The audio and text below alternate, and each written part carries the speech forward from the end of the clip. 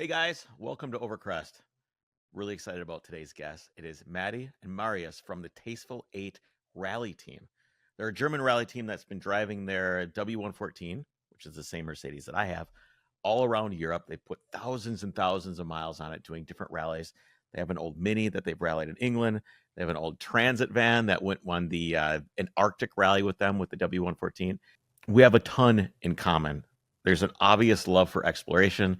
There's an obvious love for the fix it yourself. There's an obvious love for slow car fast. Hope you guys enjoy the episode. It's full of stories. It's extra long. I really enjoyed it. Many thanks to them for coming on the podcast, and I can't wait to rally with them someday. FCP Euro is an online retailer of OE, OEM, genuine aftermarket, and performance parts for European cars. From BMW to Porsche, Volvo, and more, their catalog is a one-stop shop with over 275,000 unique products, including expert-assembled kits to make shopping simpler.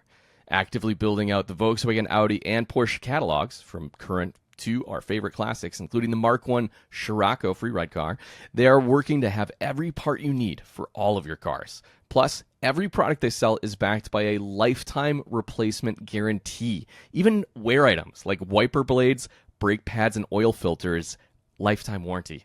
With the opening of their distribution center in Mesa, Arizona, FCP Euro is now shipping parts from both coasts, serving most of the country in 3 days or less with free shipping. We at Overcrest have been working with FCP Euro for years and can vouch for them. They are real people who are passionate about what they do and the cars we love, while making sure to put you, the customer, first. Check them out today at fcpeuro.com and take advantage of free shipping on any order over $49. CSF Cooling has always been at the forefront of quality products for a fair price. With a rich history stretching over 7 decades, they provide the best high-performance and OEM Plus cooling systems on the market today. CSF offers over 3,000 different cooling applications for the most popular makes and models on the road today. From classic copper brass radiators for Land Cruisers, Jeeps, and Datsuns, to vintage 80s Mercedes, BMW, and Audi and Porsche platforms, all the way up to new vehicles. Check out their expanding Classic Series lineup, and be sure to check them out at csfrace.com or on social media. Marius and Madi, thank you so much for coming on the podcast and hanging out. I've been looking forward to this one. We have so much in common, I think, in spirit and in what's in the garage. How are you guys?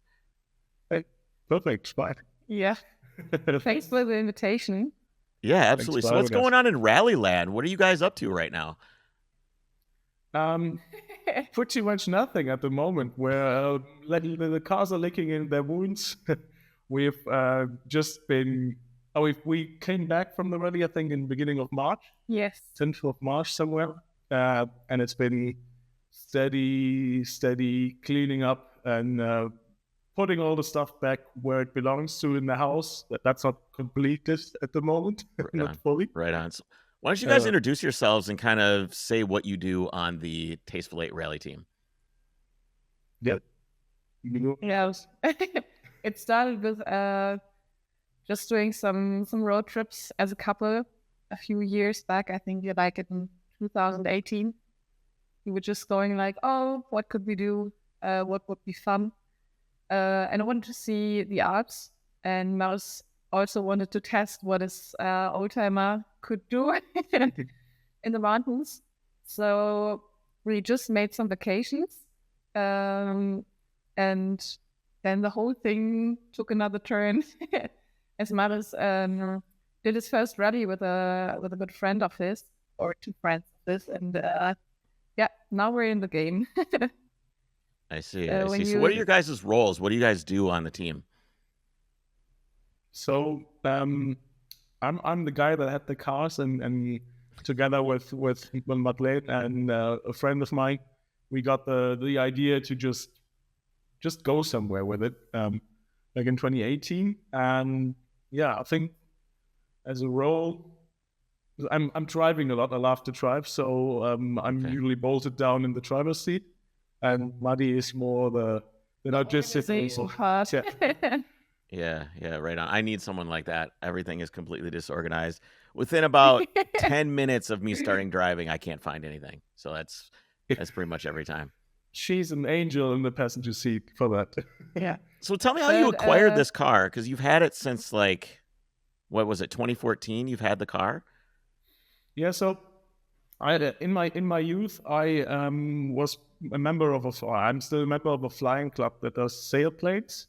Also, we flew with sailplanes, and for a sailplane to get up in the air, you can either tow it by aircraft or you have a big V8, a big Chevy V8 with a winch on it that very quickly winds up the steel wire and pulls the aircraft up.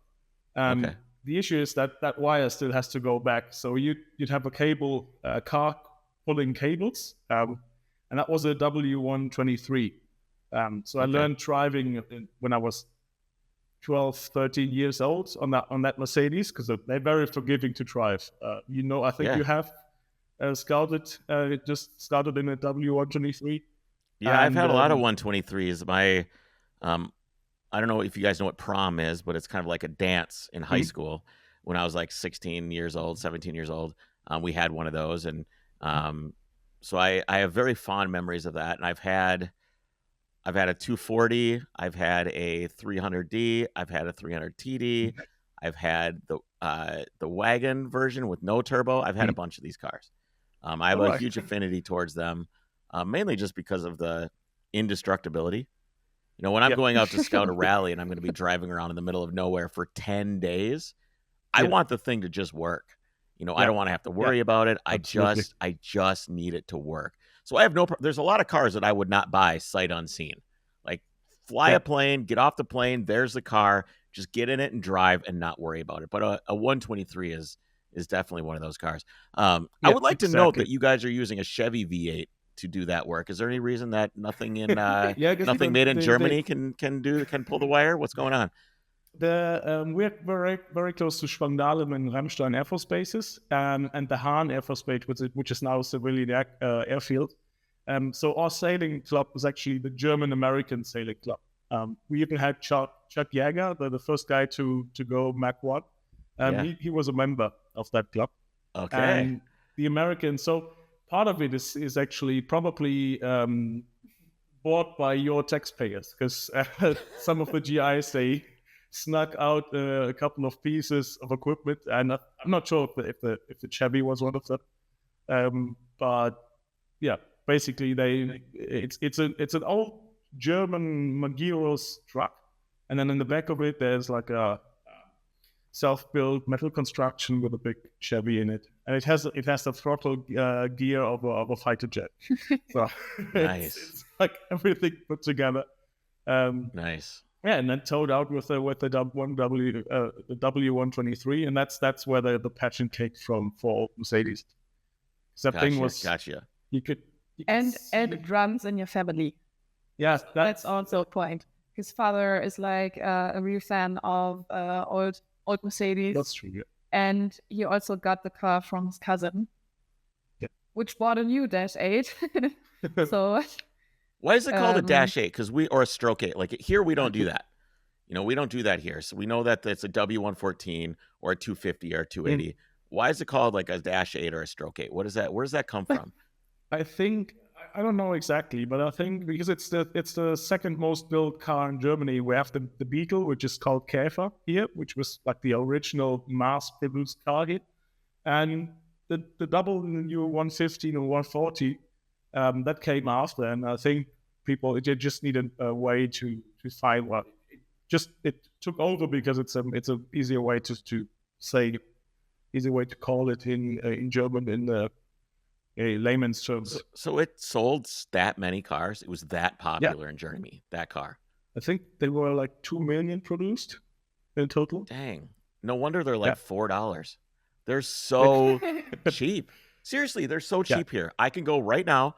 I could drive 10, 15 miles away. I know I'm always looking on Marketplace. Always looking. Always. Yep. And I know of 3 or 4 of these things that are for sale right now within 10, 15 miles of my house, and they're all less than $6,000 or $7,000 in various stages. If you want a really bad one, that's like $1,000. Mine was $1,000. when I got it. Wow. It was Crazy. in sad shape. That's Didn't run. actually crazy. Yeah, it was $1,000. Did not run. No brakes. No fuel lines. I don't know why I bought it. Rusty floors. It had been sitting in a parking lot at a shop for years, and the shop was owned by a friend of mine. And I went over there over and over again, and every time I would have to walk by this car. I would walk by it over and over. And I'm like, dude, I need to buy this car. And he's like, it's not for sale yet. It's a customer car. Eventually, the customer, I think, decided they didn't want it anymore. So hold on a sec. Eventually, the customer decided they didn't want it anymore. So Bjorn gave me a call. Bjorn is the owner of the shop, and said, hey, man, this thing's finally for sale. I'm like, what do you want for it?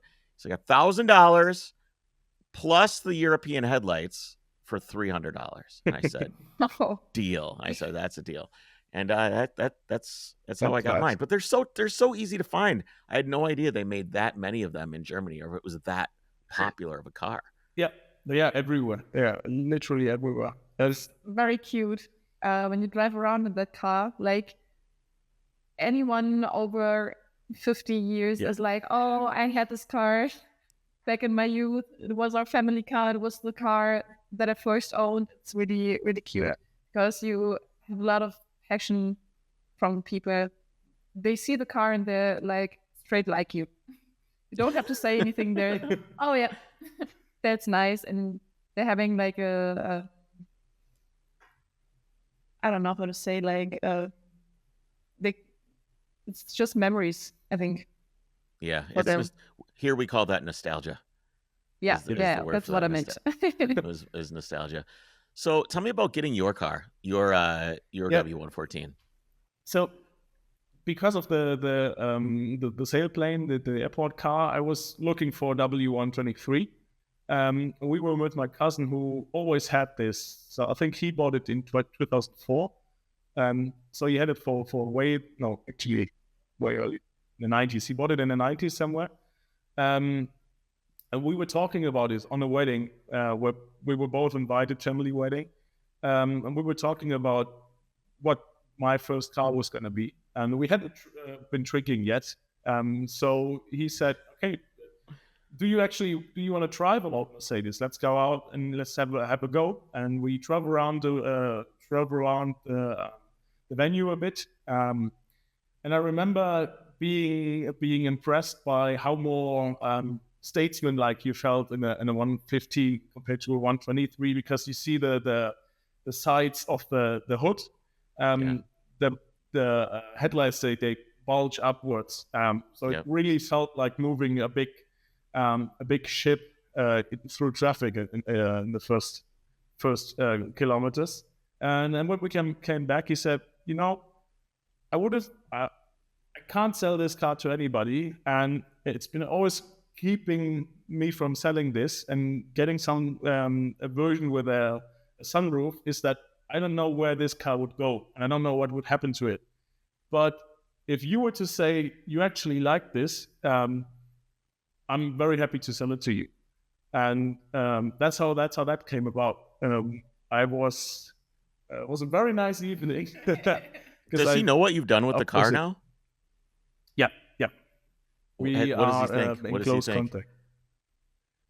He was impressed. He's totally impressed. He loves what we do. He has actually taken the car. He's told me the more we did, the more stories came out of what he did in the past. So they did crazy stuff with the car as well. So they for example, they decided one evening that they should take the car. So classical thing here, we are like 4 or 5 hours away from Paris. So sometimes a drunken idea can be, let's have breakfast in Paris. And what? Okay. Yeah, exactly. And if you have one designated driver, you can actually achieve that.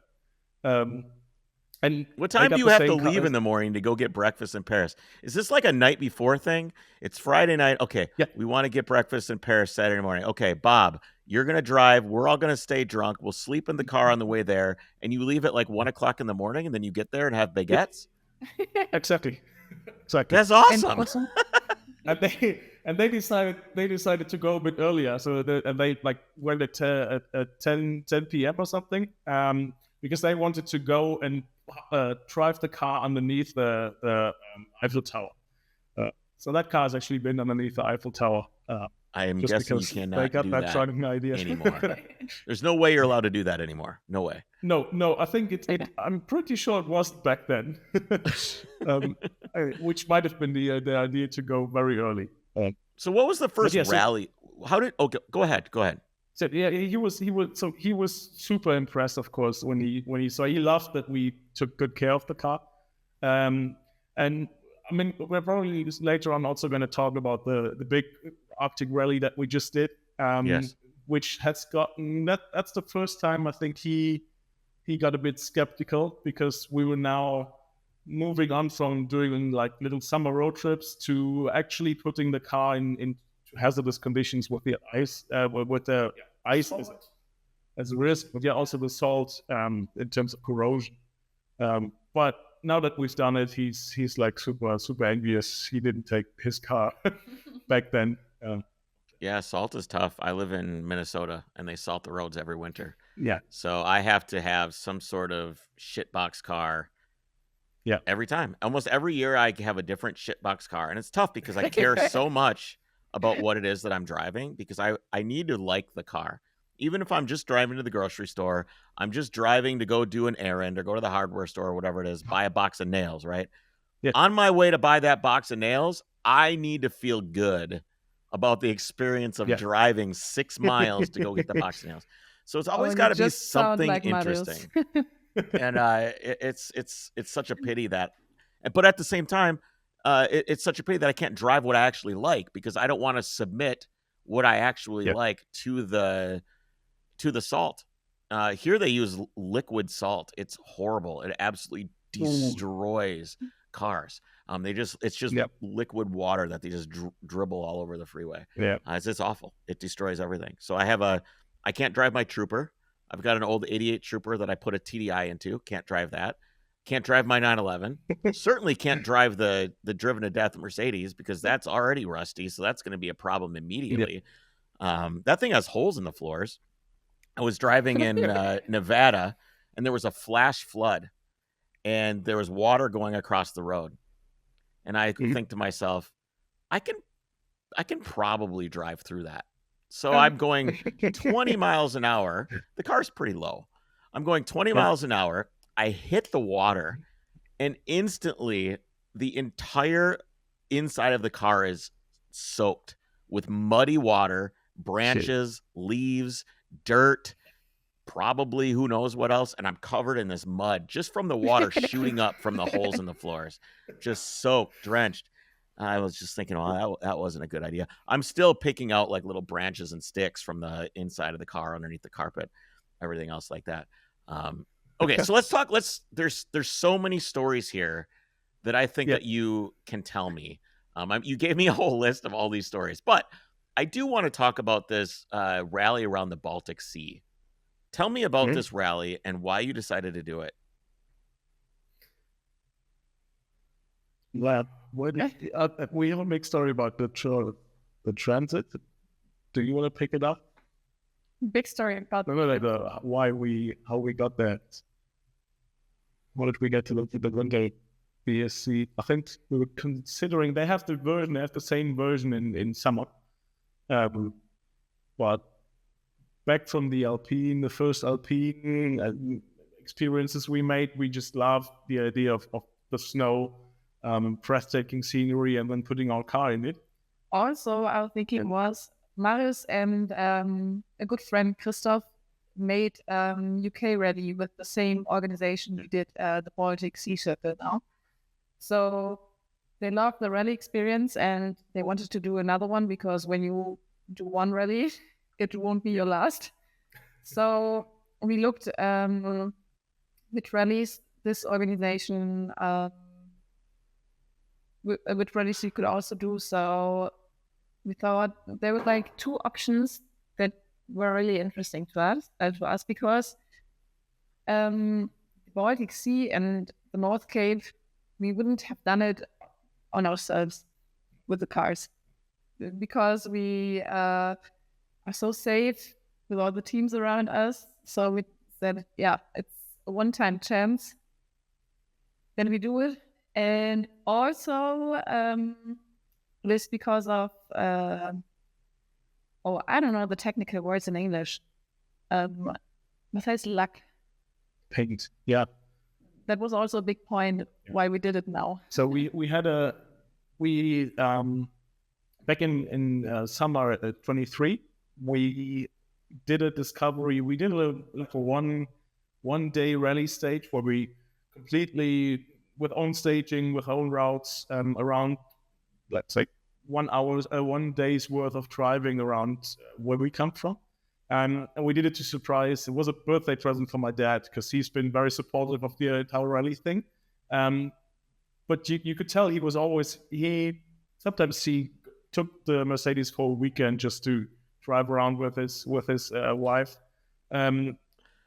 He was sort of always very, very much into it, but taking part in a rally was just that bit too much. But he would be envious of us. He would be glued to the live tracking that we have in the car.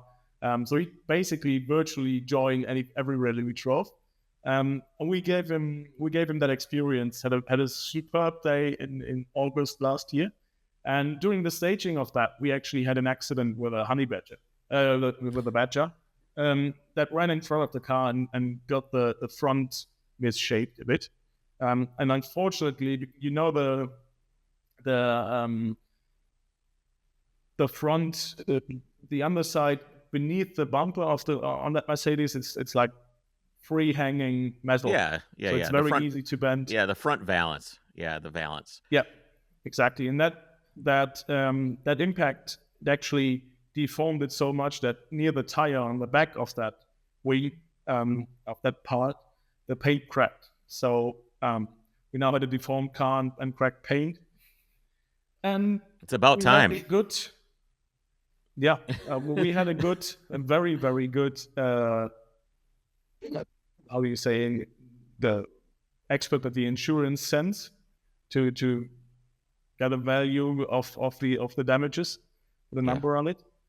So that inspector, he was actually driving in his own private collection. I was talking to in his own private collection. He was driving a here's the issue now. I don't know the W number. A Pagoda. Yeah.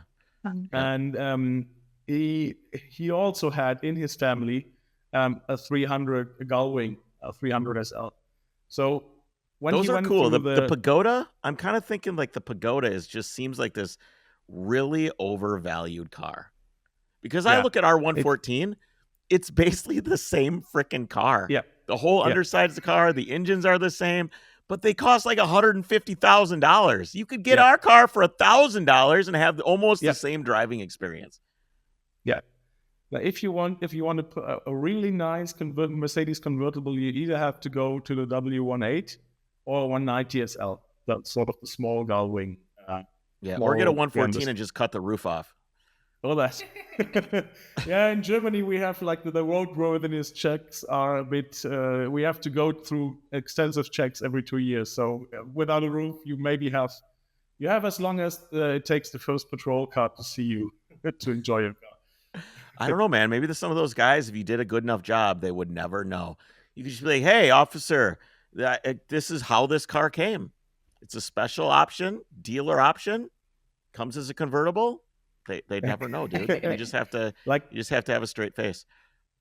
I think there are pickups and wagons that have been converted from normal limousines. But oh boy, yeah, don't look good. No, they don't look good. No, they definitely don't. Okay, so tell me about this Baltic trip in this car. What was the prep like to get the car ready? Actually, first, where is this trip? Where are you going? Hold on, I want to just give people an idea of the trip itself and what you're doing, where you're going, and then we'll talk about the prep that you did to the car to get it, make sure it would make it. Yeah. So we started obviously in Germany, in Hamburg. It's in the northern part of Germany, and then drove through all the Scandinavian countries. So Denmark, Sweden, Norwegia, and Finland. A few years back, it would also go through Russia, but obviously it doesn't anymore, which is really sad because I think that would have been a really interesting part. And something you would have never done on your own, Yes. just going through Russia, but with a big team and the other contestants. And then you cross the Baltic Sea from Helsinki to Estonia, to Tallinn, and then through, I don't know. So you hit the Eastern Bloc. Yeah, Lithuania, what means Letland? Oh, yeah, of course. We also have the route. There's a map. Estonia, on our hood. Latvia, Lithuania, Poland. Oh, that's your hood. Way back. That's the note that we took. Okay, cool. The How many kilometers was it total? 7,500, like from the rallies, but we drove. Okay. 10,000. So the fire engine drove 10,500, and the Mercedes drove 12,000 because we had a little nightly adventure. Okay. We could get to later. So like 7,000 or 8,000 miles. That's. So what did you have to do to prep the car to make this trip? This is a 240, right? This it's car. A 200. It's a 200. It's So 200. is that a 2-liter? We don't want to go too fast. Okay, 2-liter 4-cylinder diesel, non-turbo, correct? Yeah. 50 horsepower. Yeah. Okay. Yeah. I want to show you guys. Let me show you a picture here. This is me with, I think, what does a 300 non-turbo diesel have? Because I had trouble with this car. Let me share my screen if I can. I want to show you guys probably like shot right here. 90, about 90. All right, so this is me in the mountains of Idaho. Oh yeah. All right, so that's, if you look on the left there, that is what I had to do. What's picture is me with a thumbs up, and to get up the mountain, I had to pack the entire engine compartment with snow, so it did not overheat. So I had a lot more horsepower than you did. How do you deal with having 50 horsepower? I just can't. I can't imagine. That's just not enough horsepower for me. Are you okay with it? Do you like it being that slow? Is it just how it is, or do you even think about it anymore? It's just how it is, I think. We do have quite a sportive driving style. So when I said she's an angel on the passenger side, that means she can.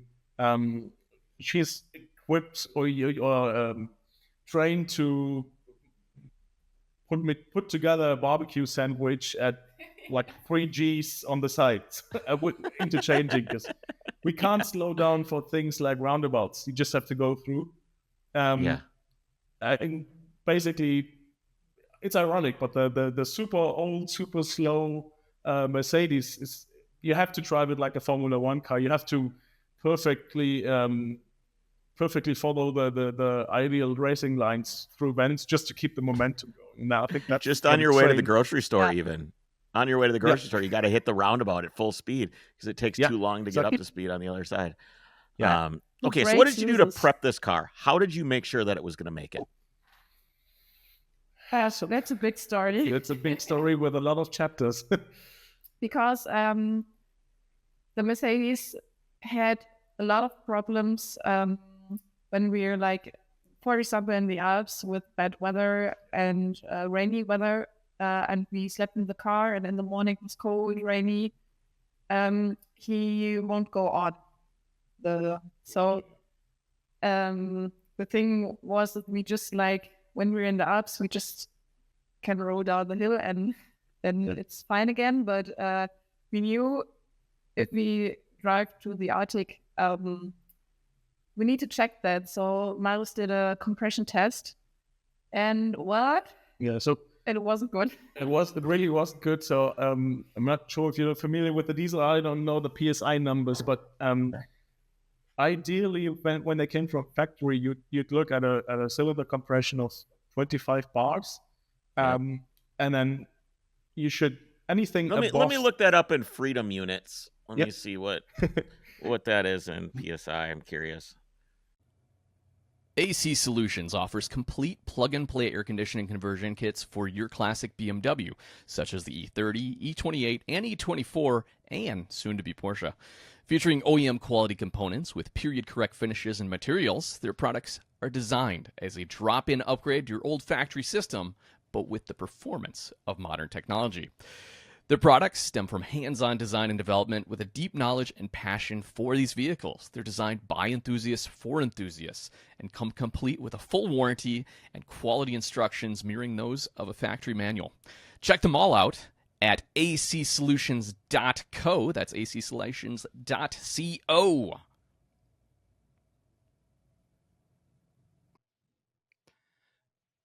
Petrolbox is a monthly service made specifically for the automotive enthusiast.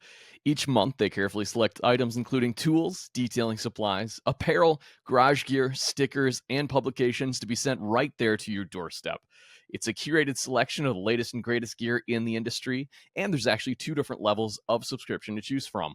The Petrolbox Basic costs less than $20 a month, while the Petrolbox Premium gets you even more gear for $39.95 a month. Check them out at mypetrolbox.com and be sure to use the code OVERCREST at checkout to get $6 off your first month. Okay, that's 360 PSI, ladies and gentlemen. That is at least twice as much as a higher compression gas engine. Like the M3 engine that's in my car now probably has 180 PSI. I hope the cylinders have 180 Don't PSI. check it if it runs. Diesels are interesting because they make their combustion based on pressure and compression. So without that compression, yeah, that's a huge problem. Yeah, and it takes a huge amount of power also to crank it. So you have to have a battery with a peak of 300 amps peak power just to get that thing, even a small 2 liter. And so with the compression test, so anything above 23, I think the book said was still good. Up to 21 bars, you were in the okay range, and everything below 20 bars was considered a loss. So you'd have to rehome the cylinders, rebuild the engine basically. We were testing piston after piston, and now actually with the first one, I thought the compression tester must be bad because that car it had trouble starting up at high altitudes. It ran okay though. Of course, you used to being in a super slow car, but it ran. I think it would have also ran another 1 million miles. It's just the way it was. The compression reading on the first cylinder that I took was 15 bars. So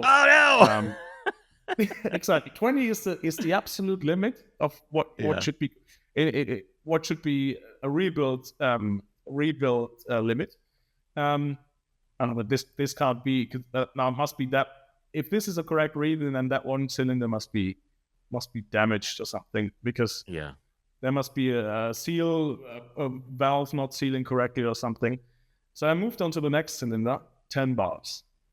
I don't know how that engine even how does it even start?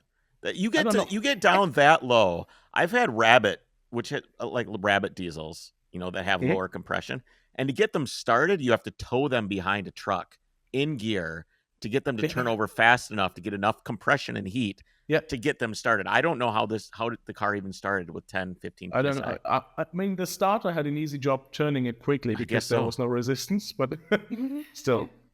Yeah, I don't know what, and with that compression test that took place in September. So we had at that point we weren't sure we would do the Baltic Sea Circle in winter because the car would have to be repainted. So any small spots like stone chips that start to rust out, we could take care of all of that afterwards. And technically, the Mercedes has never been an issue. Any rally crap would just be lift the car up. See oil everywhere, but that's just old cars. Wipe it off, see if it comes back within a couple of minutes. If it doesn't, it's fine. Check the brakes. Do an oil change and all the super. The valve adjustment that was the most intrusive that we usually had to do for rallies. And then we were completely sure. I mean, you wouldn't have believed the numbers, the compression numbers, if you hadn't actually had the problem with starting it at high altitudes before. Because we never tried it in the winter. So it's always been a summer car for us. And yeah, there was no way we were making an Arctic rally with maybe the forecasts back then were like minus 40 degrees Celsius. It'll never start. Also, there's no way there's no way. You'd have to have a bunch of Exactly. ether probably to get it even to think about going. So it was clear that we had to do something about it. Yeah. So Marius looked on Marketplace and eBay and so on to search for another engine and found one. And then it was a decision that the Mercedes has to get a new engine. Why a new engine instead of a rebuild? Time constraints, because we had to make sure we were finished in time. And we were looking at all the options. I remember still having the oil on my hands. I called my best friend, Kris, who's also been part of the rally team since the beginning. And we had a crisis call and immediately started going to Marketplace, to eBay. And we found a guy 2 hours from near Frankfurt, basically, 2 hours from where we live and half an hour from where he lived at the time. And we were discussing this till late in the night, because that guy actually had a completely rebuilt block. We were thinking, okay, we can rebuild the head, the cylinder, if the bores and all that stuff is done, and that already gets us a good head start time-wise, and they were also very cheap. I mean, if you compare it to what a full engine, especially from Mercedes itself, would cost, that was dirt cheap, that offer. What do you guys pay for an engine rebuild over there? What are specialists? I just think of what things cost here. I want to know what you guys pay. Yeah, I'm very glad I don't know that, the answer to that question. No, that's okay. I'm just thinking, like, rebuilding a cylinder head here, like a 4-cylinder cylinder head, would probably be around $1,500, like $1,500, including some of the parts. So it's not too bad. But once you get into the block and you have to start honing and like machining, like where the crank goes and the bores, it gets quite a bit more expensive. Pretty soon you're at a $6,000 engine. Yeah, I would have guessed it's probably the same, just in euros. Over here, so yeah. Labor right, rates. So you got the new engine in. I'm sure that couldn't have been too bad. How do you raise this thing up? Are you putting like different springs in, or using the rubber spring hats, or what are you guys doing to raise this thing up so you don't run into a bunch of stuff? No, so we've had, like, in the French countryside, we had some interesting experiences with potholes, which it's also sounds a bit ironic now, or moronic, if you think, but somehow that the troubles we had and the fun we had afterwards, looking back and thinking, like, we actually made it through this road that we came to, in the Pyrenees. We went over a mountain road, but just by Google, to take the smallest road you can find. The views were stunning, but we actually went over a bump in the road, scraped all of the underside, and knew there's absolutely no way we're going back now. We can't get the car back over that crest. Fitting. So we continued on, and the road got worse and worse and worse. And at the end of it, there was a super remote little village, and there were just 4x4s.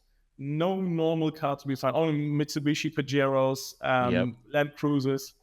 And there was an old guy who looked at us without coming from that road, like he'd seen a ghost, like a dead friend or somebody just strolled down that hill. And he actually took the time to jump in his Land Cruiser. He didn't speak a word of English or French or whatever, nothing we could understand. And he actually took his time to go in the Land Cruiser, follow us, chase us down, just to get next to us, give us a big expression and threw thumbs up and went back home. And that experience actually made us hardcore, or at least for that car, hardcore stock enthusiasts. So we want to have the challenge, or we want to be able to look back and say we did not do any modifications. We actually ran the stock car, the normal sprigs. We ran that setup and we went to the Northern Cape with it, England. So we call this is, one of my, another guest that we had on a long time ago told me about this concept, is there's type A and type 1 and type 2 fun. Type 1 fun is when it's fun right now. Like, this is fun. We're having fun. This podcast is fun. We're having fun. Type 2 fun is when it's fun when you look back on it, but it was probably pretty hard. It's probably pretty difficult. Scouting has led me to a lot of type 2 fun. That look that you got from that guy, I've gotten that look so many times, especially when you're in my 911 is very low, and I will take that thing on any forest road, gravel road. I've run into guys that they drive by you and they're just doing this face. Exactly. They have no, how did you get here? B, what the hell are you doing? A lot of times I've gotten, are you lost? Are you lost? Do you need help? I'm like, no. Well, yes, I am lost, but I don't care. So it's no problem. Yeah, perfect.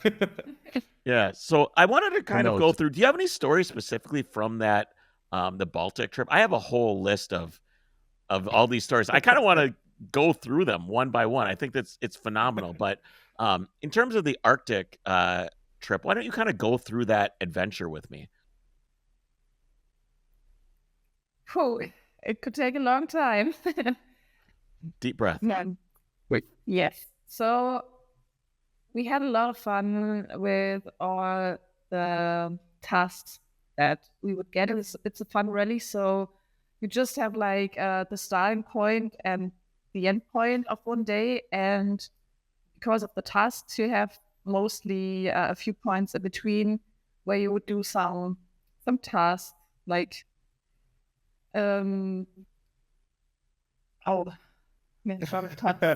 so you had a different task every day and a few tasks that were like over the whole time you did the rally that you do whenever you wanted to. So are these like driving tasks or are these things like stop here and have a beer with a guy named Frank at this bar and get a selfie with Frank with the Stein? Yeah, that's awesome. Yeah. What kind of other cars are you with? It were super mix 100 teams, so oh my god, okay.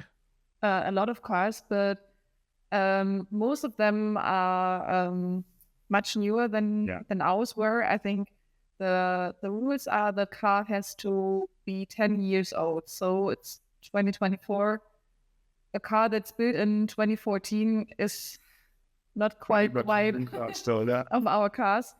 A lot of Land Rovers, Land Cruisers on those Scandinavian rallies. But there was also that seems like cheating, honestly. Cool bringing a Land Cruiser Volvo. seems, I don't know. Yeah. This is cheating. And they so you go through it. You go through it with that dirty hands. You can break down at any time, but you know how to fix it. And they step in, turn the AC on, and the moment something goes wrong, they're out of the game. There's no way you can fix a 2014 Volkswagen or Audi. Some like Q7s. There were a couple of Q7s, Audi Q7s. I mean, yeah. What are you doing? Yeah. How is that? What kind of adventure are you expecting to have in a Q7?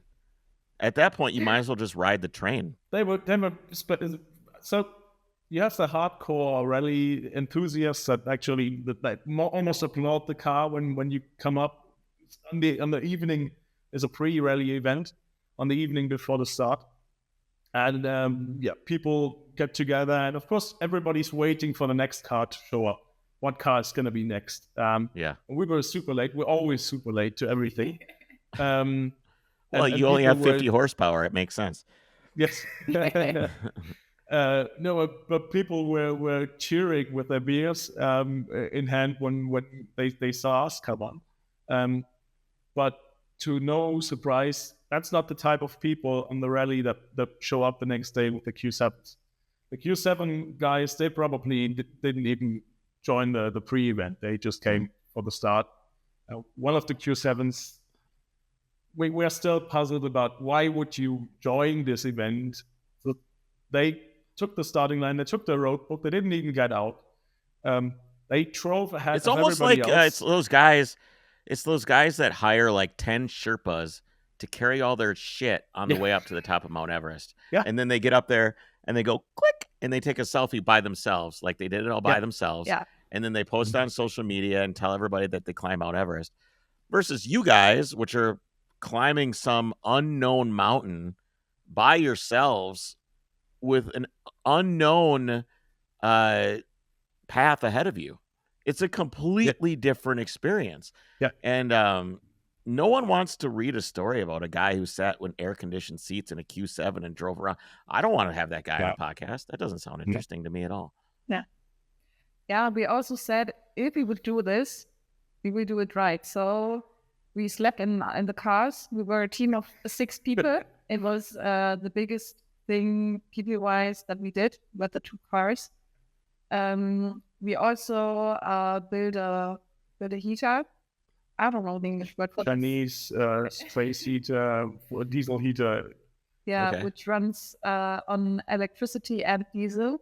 Yeah, Which would help That was us for the car or help for us camping? through the night. no, for not freezing to death in the cars. Jeez. So the diesels run generally pretty cool anyway. So you guys had to install a gas or diesel heater to be able to keep the inside of the car warm? No, we didn't. The transit was a bit freezy. It didn't heat as much as we thought it would. The Mercedes is you can start a Finnish sauna in that thing. I don't know where it comes from. You can heat up the interior to 70 degrees.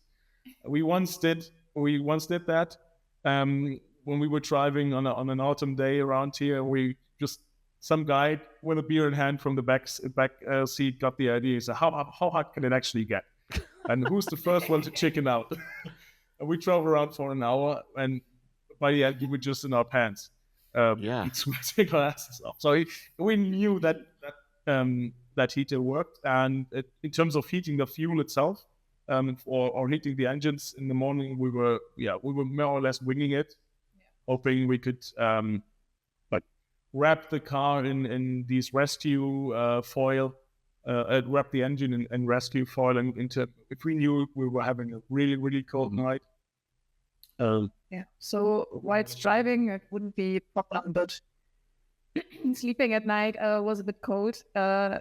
His cousin is in the military, so we got from his and a lot of friends of him.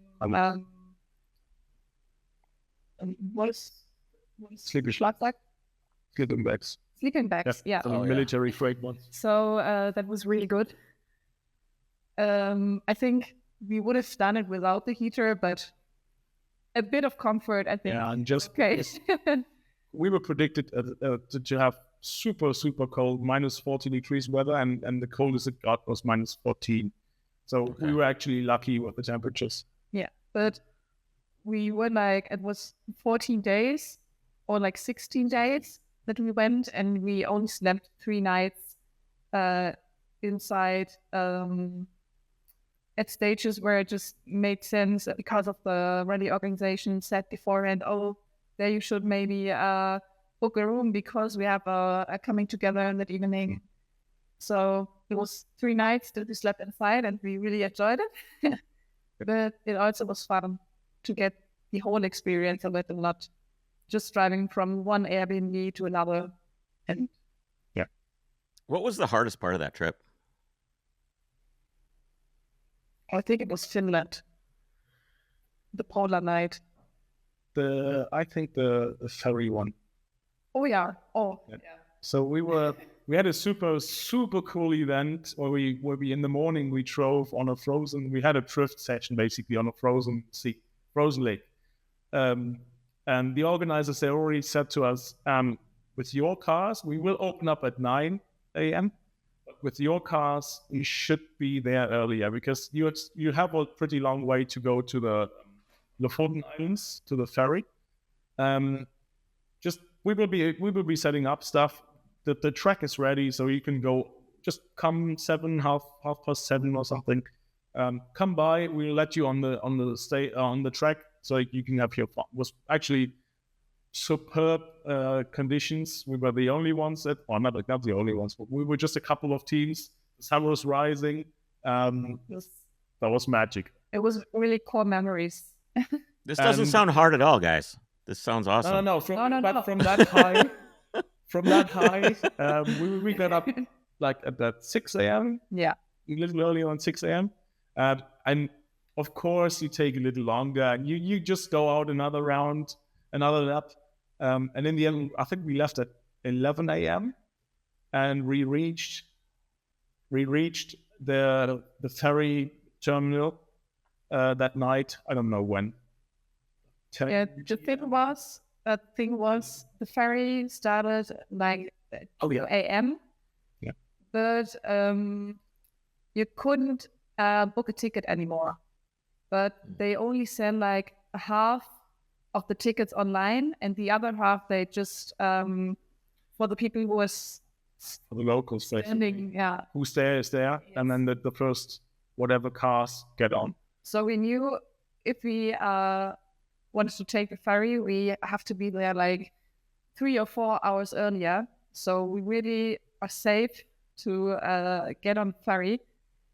So we were like at 11 p.m. Yeah, probably. Was like our arriving time at the ferry, so we did drive the whole day. Standing at the ferry, we're like tired, and we made it on time. We'll probably be on the ferry all good. And we're like staying there half an hour, and then we turned away. We met a lot of teams, obviously, because everyone wanted to take the ferry. You could also take the ferry a day later. But then you wouldn't get the sunrise on the fourth island, which we desperately wanted to see. So we met a lot of other teams, and the first was like on his mobile phone, the ferry won't start. The weather is too stormy. The ferry won't drive. We were like, is this now safe information, or can you see the map? Yeah. So the Lofoten Islands, it's like a hook up here that spans out of Norway, and we would have taken the ferry over here and go over the open sea, which is critical. And then they told us, basically we have one more option. There is another ferry, and it's going to be way closer inland over here, and it doesn't cross the open sea, so the storm could be less relevant there, and that could still be tried. And that was another 4 hours of driving with a couple of issues in the way, because there were tunnels that were closed. We were actually racing to get there because we knew. Exactly. That was the. That was the ice trek, right? Ice trek that morning. We don't have any pictures of the ferry. Yeah, I was looking for pictures of the ferry. Oh, look at you guys. Oh, that's great. Yeah, that looks like a good time. On the ferry time, half of the crew was sleeping. And there were no pictures taken because we were all exhausted getting to the ferry. I remember there was a tunnel, and they were having construction work in the tunnel. So the authorities, they had a system where I think 45 minutes there was nobody going through the tunnel, and then 5 minutes they let the one direction through. 5 minutes they waited in case somebody was missing, and then the last 5 minutes the other direction would go through. Yeah, and I hate that stuff, man. You sit there forever. We were 2 minutes late, I think, for our window. And I actually ended up falling asleep in the queue, just getting back up because the transit, the Ford has a nice V4, which is actually just a half of a V8, because they negotiated that down from the American corporate managers that wanted a V8 in it, and the German engineers, they said, well, no, we can't sell V8s here. Fuel is too expensive. This thing, it has a nice ring to it. Awesome. And in the end, this transit is amazing. I love this thing. in the end, we made the ferry. We were approached. We didn't pay for the ferry because the guy that sold the tickets was already back in his shed. The ferry was in the process of raising the ramp when we came. I was sitting on the co-driver's seat of the Mercedes, and Christoph was driving. He said, "What do I do? Should we, like, just go? If they have a stern warning for us, or they can tell us that on the ferry." We went past the dock workers. They were all surprised, but in the end, they just gave us a lane and weren't bothered to.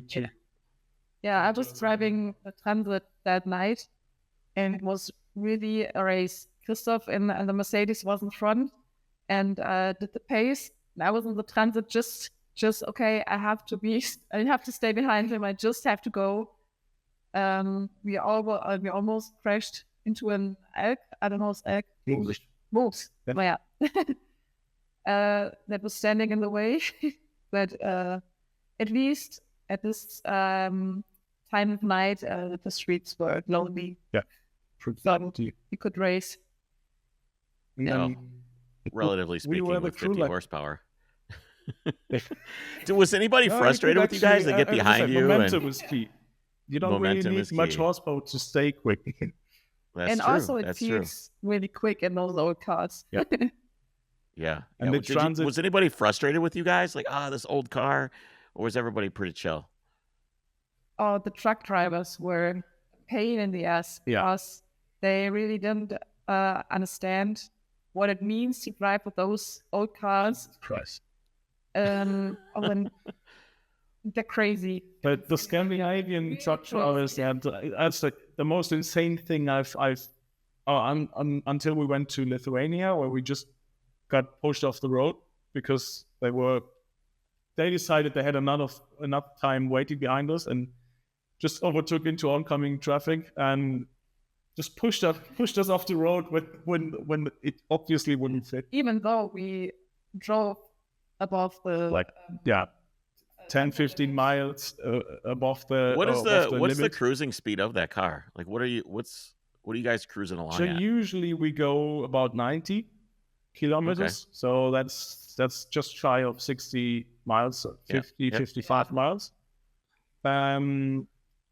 With the transit, we, just to save some fuel, because that thing guzzles gasoline, we went down to usually 80 kilometers. So, I don't know, 45, 50, 45 probably, 40, 45 miles per hour. And the top speed that we can run, we did that once to catch a ferry in France, was 135. So that's about 90 miles. That's But pretty that's good, on man. the ref limiter. That's Not- pretty not- good, it's not limited, but- honestly. I have a lot of rabbits that didn't go that fast. Yeah.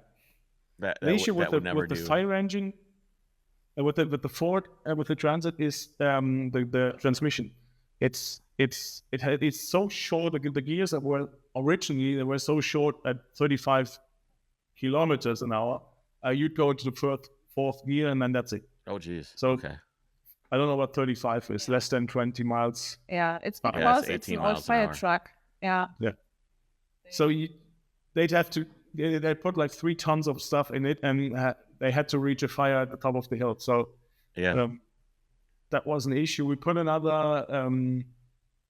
Not get technical.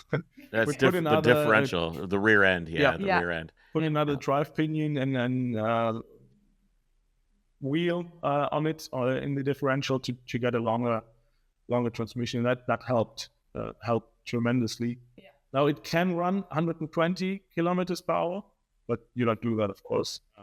Usually you sit quite happily around the 100 kilometers, just shy of the 100 kilometers. Fun fact: we didn't change the. What's Tasteful mean? At the speedo. We didn't change the speedo, so it isn't quite accurate anymore, and you just can guess. You can guess how fast you are. Yes, but because of the Mercedes, in the rally, the Mercedes was almost all the time the first car, and the pacing, so you just drove behind it, and it was fine. But maybe we have to do some marks or something like that, just Yeah. have better orientation. Yeah, rough idea. I have a. So The instruments are glass. I took a little red paint pen, and I just wrote yeah. I just started writing because my temperatures are different with the BMW engine. So I just took a little red paint pen and just wrote 200 degrees, 190, 150. Yeah, something like that. We do. It's a lot of handwriting on the dashboard in the Transit because it's an old fire truck.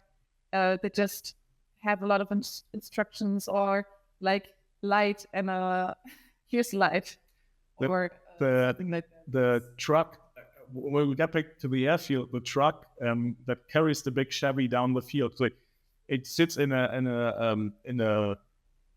its own shed, in its own hall.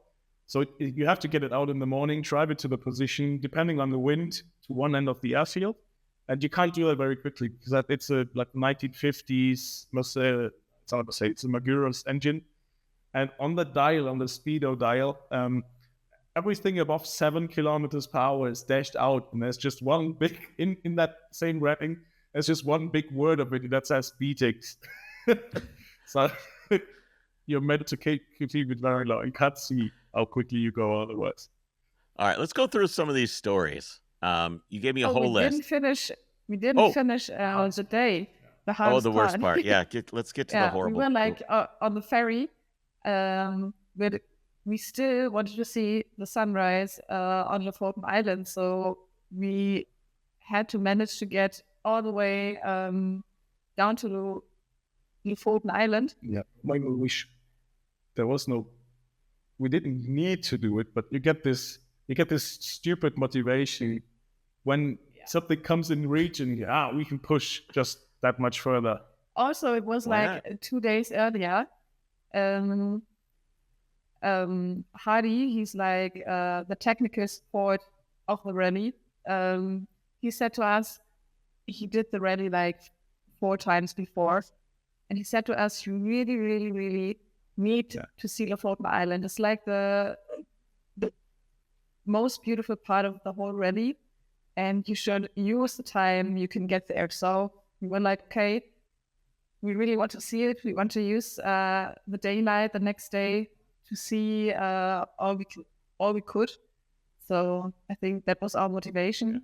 And we are 6 people and 2 cars. So Christoph and I drove the part to the ferry. On the ferry, we were all awake. Then Christoph and I said goodnight. And 2 of the other were driving. Yeah. And I think the ferry, in like 4 a.m. or 5 a.m. in the morning, we arrived. Oh, yeah. And then we had to drive like 2 hours. No, more. Another 4 hours. Yeah, I slept. Yeah, I was in the navigator seat in the Mercedes, and I remember nodding off all the time. When we went into a snowstorm, it got super bad. The conditions got super bad, and I remember being woken up all the time from skidding tires because they shortly lose control of the car and just got it back, and you're like, what's going on? No, we just have to push up. We have to push up. And the thing is, the transit tires. So the Mercedes had brand new winter tires. You could go up a hill with it. You could go up a wall with it. And the transit had these mudslinger tires. So we thought that would be perfect because how much more off-road can you get? But actually on ice, you have less contact area, and the thing became super slippery. And we lost the high beams very early on. I managed to only fix them later in Finland.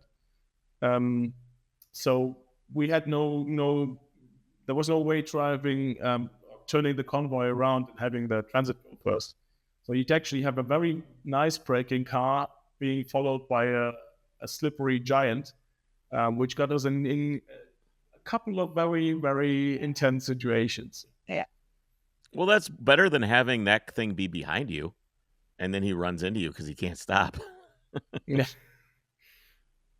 He pushes you into anything that you braked for. That's the main concern. Yeah. But otherwise, you wouldn't see. So that's the little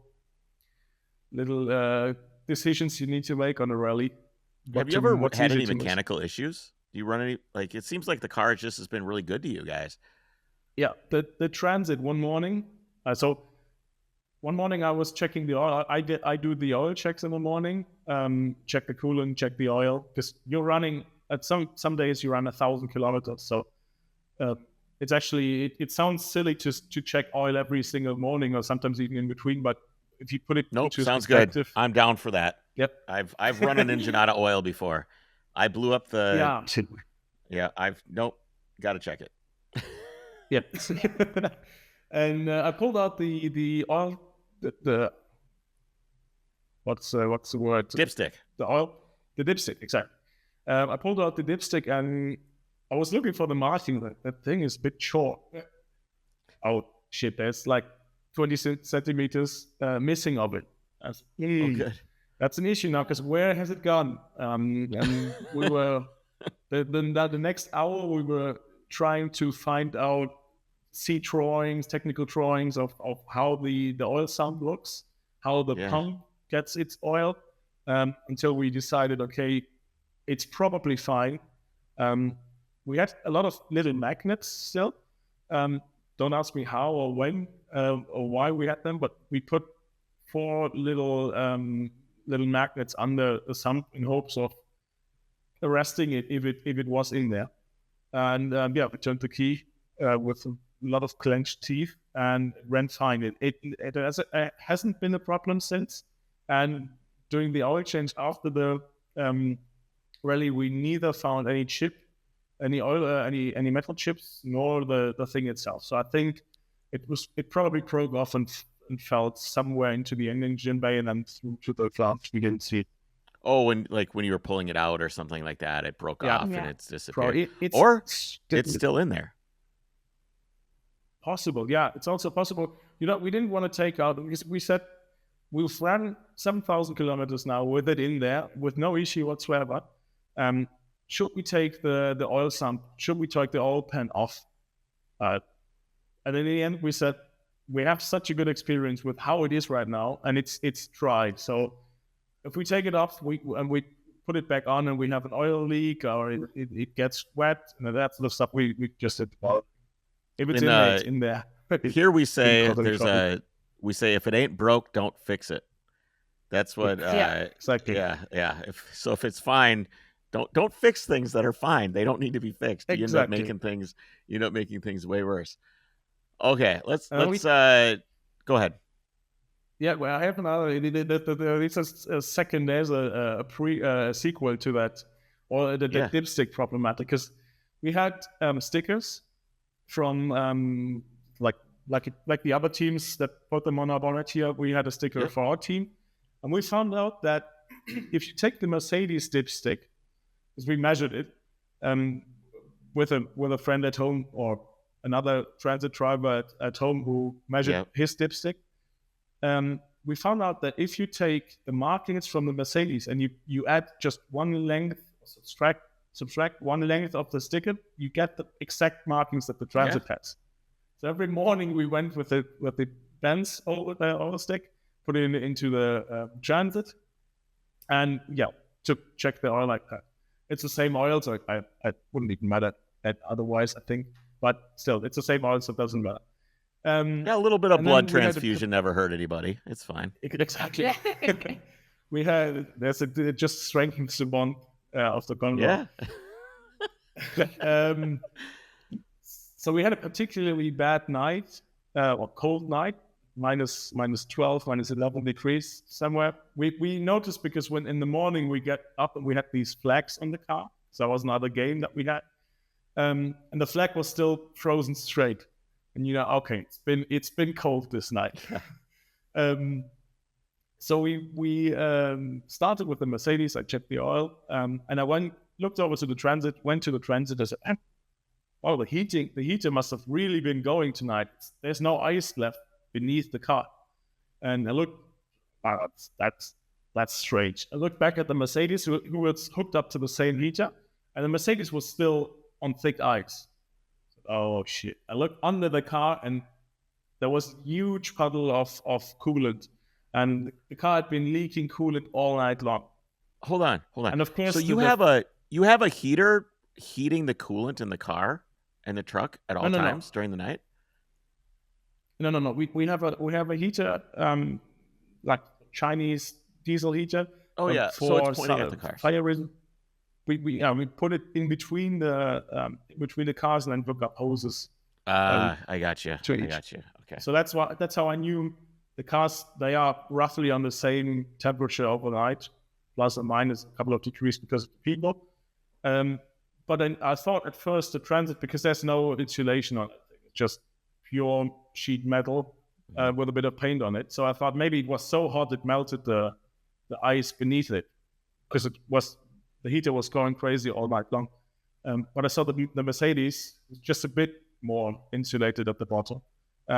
That had no effect on the ice. So I knew, okay, it was coolant that has been slipping up, leaking out, and then melting all the ice. And of course, then your first thought is, fuck, we have a cracked clock, because somehow we didn't have the right rating. We got some degrees mixed up or something, and the ratio for the coolant in the water was wrong or whatever. Yeah, exactly. And that was my heart really sank at that moment. And I started checking for the leaks, just waiting to find a big crack somewhere. And it turned out all the coolant hoses were leaking at the connection points to the plug. So what happened is the plug got so cool and it shrank down so much that the connectors just weren't fit to go flexible enough to close that gap. And it was a pain. It was a pain because it was super cold and you're dealing with water. So exactly. Again, it was like Marius and Kris are the other ones who do all the technical stuff. I'm still learning a few things, but in those cases, I just let them do their thing because we want to get back on track. We want to fix it. So the thing I do is like getting him, I don't know the word, like little warmers for hands in between, or just get them home again so he can fix the car as fast. Swear on. That's every winter here, Marius. That's every winter. It's can imagine. Our feels like temperature was negative 67 last year. Let me look at that up and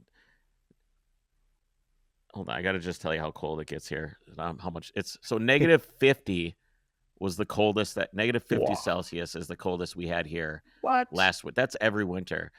So there's many winters where cars get plugged in. You know, I've had a diesel Golf, and you plug it in. You forget to plug it in, and you're in trouble. You end up with a heat gun, just like a little like hair dryer thing, and you go and you set it out. Yeah. And you basically set it on the cylinder head and just let it blow on the cylinder head and where the injection pump is, and just heat it up that way. But man, I can tell you the amount of work I've done in cars in the cold. Getting a flat tire sucks. Changing anything sucks. Changing oil is terrible. It's January and it's negative 50, and you're out there and you can't wear gloves. You just can't. Yeah, exactly. You can't wear gloves. You can't do anything. There's no dexterity. So you're constantly pulling your gloves off, and your fingers are sticking to the metal because they're wet. Because it's there's a lot of swearing, a lot of profanity when it comes to working on cars in the winter. Yeah, exactly. It's tough. The others, they just stood there in silence because they knew if any word that the task was clear. It wasn't that complicated. Just find the connectors and tighten them a bit. And they couldn't help me either way because I was up all in the crevices behind the plug between the car and the engine, and any word that would have been spoken would have just caused hostility. Yeah, everybody was just waiting for things to. I don't need any help. Yes. Leave me alone. I don't need help. Stop looking at me. Yeah. Go away. Go do something else. I got this, please. And yet somehow there's always an audience. Everybody's just watching you suffer. Like it's like some sort of car wreck or something. Everybody's just watching you suffer.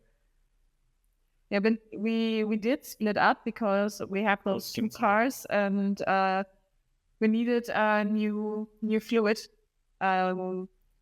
to get it back, Fill it up again. fill it up again. So 3 of us were driving to the next gas station, and I was like, I was sorry for him that he was so cold, so I stayed there to maybe warm him up in between.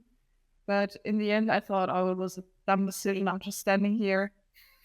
Everyone's angry, and the other ones are in the car that is heating up, and I'm here freezing. So I just went and took a little straw to just get a bit heated up. Yeah, see, that's type 2 fun. Movement. It's fun to tell that story, but man, does that suck. Yeah, Absolutely. And you're so happy when you're in those 2 cars, they're running again, and you start the day and you're like, oh, yes. But the type 2 immediately sets in when you turn the key and the thing runs and it's not leaking anymore. And you think, could that just have been it? Did we just fix this? And you think back to the 10 or 15, 20 minutes before where we were thinking the rally's over. That was that's the contrast, man. Just for example, when I was just scouting for the rally here in Arkansas, and I've always had trouble with the brakes on the 911. Always. It's just a constant battle. Something's leaking. The master cylinders failed. The calipers need to be rebuilt. It's just like a constant battle. Even right now, it pulls a little bit to the left on braking, and I don't know why. I can't figure it out. But okay, so I'm driving down this gravel road, and I'll explain why the gravel road was the problem in the first place. But so I ship the car to Arkansas. We hop in it. First gravel road that we go on to scout the Arkansas rally. We're super excited. Everybody. It's 90 degrees and humid. It's so freaking hot, but it doesn't matter because we're having a good time. The first time on this gravel road, it was a long straight into a left. The first thing that happens, I hit the brakes, and the brakes just go straight to the floor. Straight to the floor. So I, throw the car into a slide, and, kind of like, there was a little bit of brakes, a tiny little smidgen, like all the way at the bottom of the pedal. I'm like, great, this is awesome.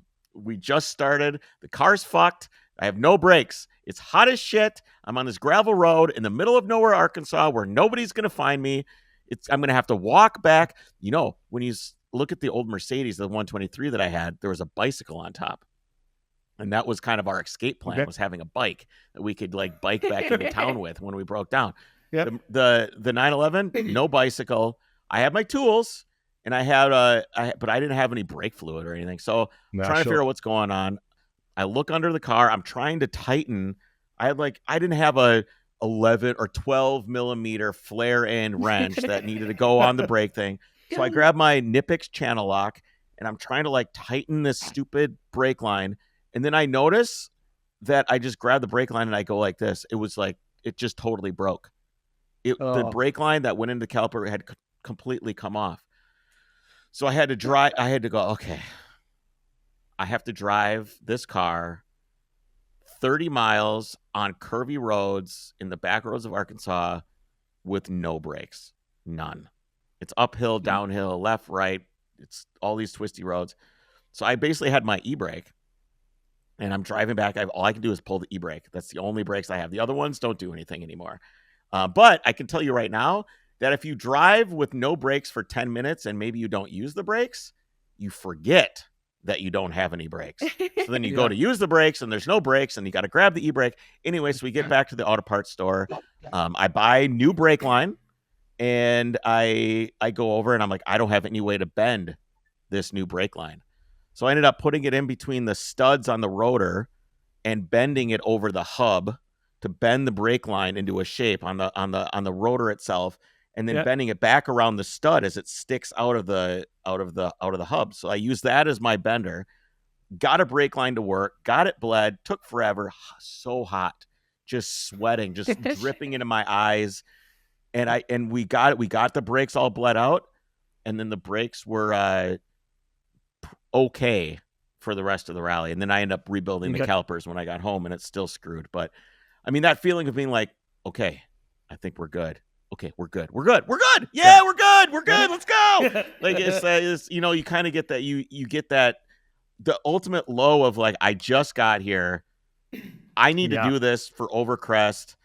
If we can't scout the rally, what am I going to do? Rent a car? What am I going to rent a Kia Rio and scout? Like, that's not going to be any fun. But we fixed it. And that contrast of that ultimate low and then fixing it and actually being able to fix it is awesome. Almost, I mean, I have another kind of story is when we were in scouting the rally in Idaho in that 123 wagon, we were so hot. It's always in June or July when I do this kind of thing. We were so hot and the car is so slow. You can barely get any airflow in the car. We're just dying. And I go, my buddy, Jason, let's go to this town. It's 20 miles to the east. Let's try and charge the air conditioning and see what happens. And he was so mad. We're wasting time. This isn't going to work. What are we doing? Why are we going there? So we went way out of the way. He was super mad. Morale was really low. We were fighting with each other.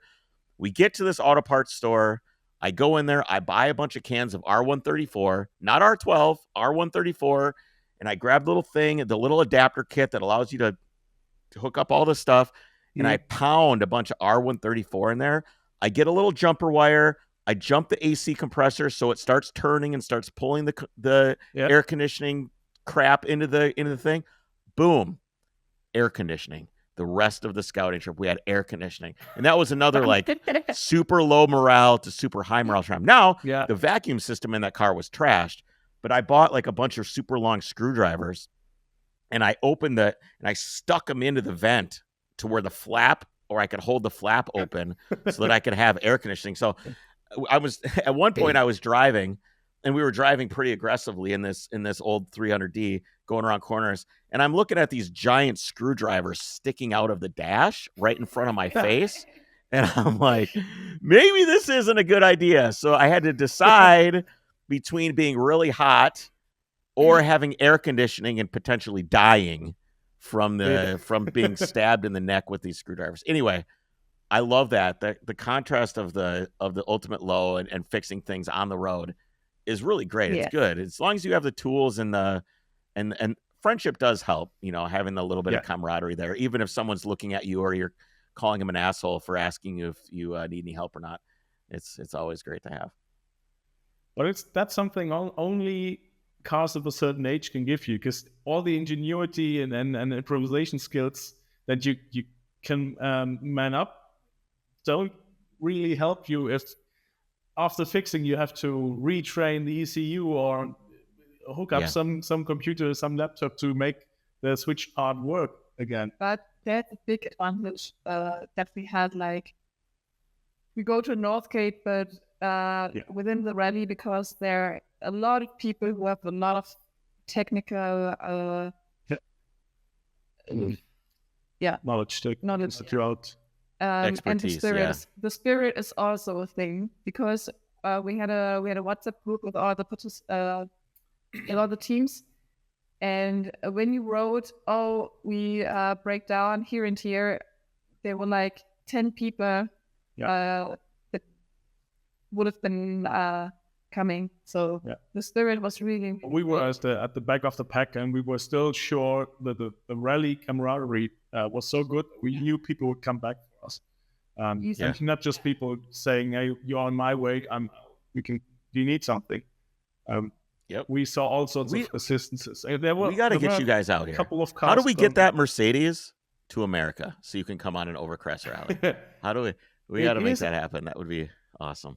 It is a long time plan of us to ship it and then do like a couple of months road trip all across the state. Let's do it. Let's do it. What are we waiting for? Let's go.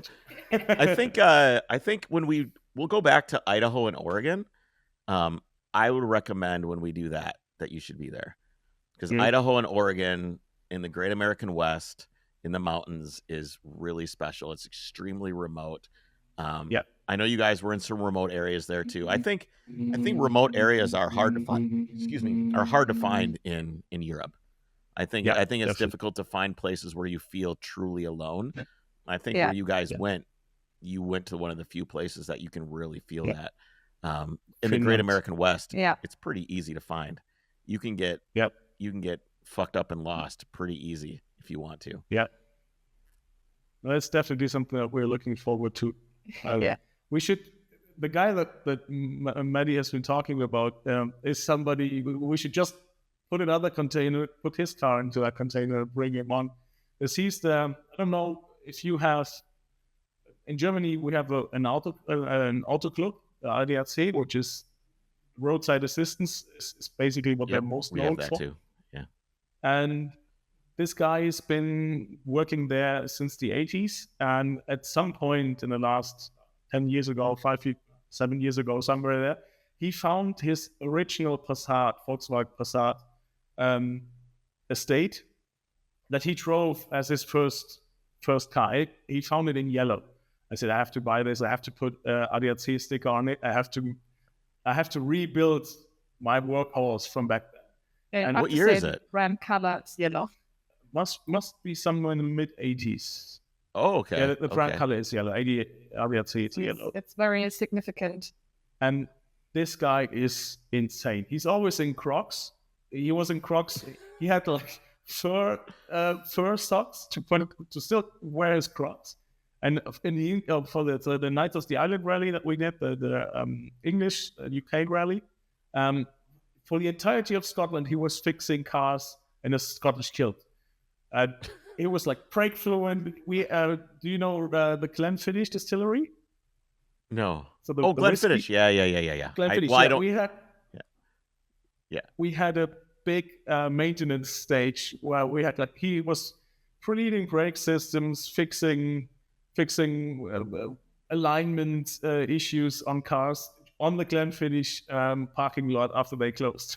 So you get to make cool location-based experiences with memories as well. And he's a very, very big part of the comfort the additional comfort that you have for these rallies. Luckily, we haven't had to use it at any point, but we've seen him working miracles. So he's changed transmissions. He's changed the transmission in his Passat in Romania, surrounded by stray dogs on the side of the road, with just a tarp that he's laid out to keep a bit of the dust away. When we were at the night of the island, I remember that story is idiotically crazy. We were in the north of England, close to the Scottish border, where there's still trees and forests. And we were driving around, and we saw him at the side of the road, stopped with a Toyota Yaris, 2008 model or something. I don't not that old, but also not another young car. So more or less 90s tech with a bit of a facelift. Yep. And we went out. It's just the usual thing you do when you see the rally car on the side of the road. We went there. Hey, can we help? No, we got things under control. Actually, I have another car to fix, so we're just wrapping this up, and I'll be on our way. We'll be on the way in an hour or half an hour. Okay, yeah, we're going on. Just call us if you need anything, or if we need to bring you something. We didn't talk about the issue. He said, yeah, we'll have a beer tonight. Thanks. So we went that evening. We had a beer together, and we said, hey, what about the Toyota? We've seen it. It's here. So fixing work. Yeah, we had to get a bit creative, but it worked. So okay, what does creative mean? I said, yeah, they had a broken alternator, and I don't have any Toyota style alternators with me, but I did have an alternator for my Passat. Okay, and they fit? No, not really. So we took apart the old alternator, and we put the new roll, the new disc, changed the discs. I had to file off a bit on the shaft itself to make it work. But in the end, with a hammer, we hammered the end so it couldn't twist anymore. So we just hammered the metal back into shape. And I said, oh, okay. And then you hooked it. Yeah, no, it didn't. We didn't find a place to put it. So how did you fix it? I mean, you have to put quite the pressure on the belt of the alternators it has to be quite a firm fit. I said, yeah, I have an axe, and we were in the woods. So, okay, what does it? Yeah, so we went to the smallest tree that we could knock down, and we actually made a bracket out of wood. And these guys, they were from Switzerland. They drove 8,000 kilometers until they changed their bracket to something The real. wooden bracket. With a wooden alternator bracket. So that guy is next level. No kidding, man. God, we have so many stories. That's pretty crazy. The one that comes to mind instantly is these guys that were in this Toyota Celica, and their voltage regulator went bad, and it's like a 70s Celica. And what they ended up doing is going to the store and buying every single accessory that they could, like cigarette lighter stuff, power inverters, plugging in their laptop. They turned the lights on. They always had the lights on. Radio was on, turned up, blower motors on. They hooked up the radiator fan, so the radiator fan would always run, just so they wouldn't blow up their battery. And then they did the whole rally. They did the whole rally like that. Another guy had an old E21, 320i, but it has like an M50 swap in it, and his car kept dying over and over and over again. He couldn't figure out why it was dying. Turned out the crank sensor was getting hot. So what he did is he took his washer fluid pump, and he took the hose off for the washer fluid and ran it over to point right at his crank sensor. So then he would spray his crank sensor with washer fluid every once in a while just to keep it cool because it was so dang hot. There's all kinds of just crazy stories of what it takes to keep these old cars on the road. One guy did like an entire, he thought something was wrong. It was a Porsche 928. And the guy ended up taking the entire timing belt off the car and taking the chain covers, trying to figure out what ended up being a bad ground was all the problem was. But he took the whole front of the motor apart. And there's a guy with a Miata who blew a spark plug out. We had to find a spark plug for that guy. It's never ending. These battles that you have to keep these cars out there. And I think it's great because it sucks to break down. Nobody wants to break down. Before you leave on the rally, at least for me, I do everything I can to the car to make sure that it's going to make it. I do my best. I still bring spares. I still bring tools. However, the camaraderie and the friendships that are made with people when you are forced to, it's Saturday, you're in the middle of the desert, you're not going to the parts store. You're just not. There's no other choice but to either fix it or tow it. That's it. You're either going to fix it and keep going, or you're going home. And no one wants to go home. And no one wants anybody else to go home either. So everybody's always comes together to get things fixed. And I think it's one of the best spirits of rallies like you were on, or the Overcrest rally is helping the guy that just needs it. I think 95% of the cars probably make it. But the fun that comes out of the guys that don't are some of the best stories there are. Or the guys that get stuck. Here, I wanted to show you this. And this is goes with your story. Is there a story here? I don't remember if this is one of your... I'm going to show you this, and then you can tell me the story that this reminds you of. Okay? Let me pull up this video. This is me. This is me in Idaho, beached on a bunch of snow and rocks. And that's my buddy Jason behind me with a giant log as we're trying to get this car unstuck. So I've got it in gear right now. It's actually, the wheels are spinning. I don't think you can see that they are. Okay. But this is me trying, or this is my buddy Jason with the log, sticking it under the rear of the car, trying to get leverage to get us out. We're seriously beached. I tried to dig it out, but we couldn't get it. Yeah. Oh yeah. and that's all it took. Oh. Nice. Yeah, we have. You guys have a similar story. Just another temperature. So that was back in 2018, the first time we did a really long distance rally or road trip, and I went with my mate Christoph, and we basically we had vacation, so we had time, and we saw through some circumstance that there was a desert in Europe Spain actually has a little stretch of land that it's like in a basin. So local climatic conditions make it a desert. We were like, we need to bring our beige Mercedes into the desert, and that's the easiest way to do it. Let's go tomorrow. So we actually went very impromptu, went down there, and the desert itself was super fun. All of it was super fun, but that all went great. We did lose in a French construction site. We did lose a bracket of the roller bar, which connects one transmission. Sway bar, exactly. Yeah. So we did lose a bracket of that. So the power steering, we actually thought it was a power steering issue because it felt like you had existence to the one side, but the other side was hard to. I forgot to hook it up on the white car. It drives so weird with the sway bar unhooked on one side. Yeah. I thought my subframe, which I had cut apart and welded back together, I guess I did a terrible job with that because this drives like shit. No, it was the sway bar was disconnected. It was terrifying to drive. Not good at all. And we just didn't find the issue. We looked. We're checking fluid levels in the transmit in the power steering reservoir. And in the end, what do we do now? It still drives. Should we go back? We were already 700 kilometers away, deep into France. Now let's just keep going. It doesn't seem there's no leakage. Let's keep it going.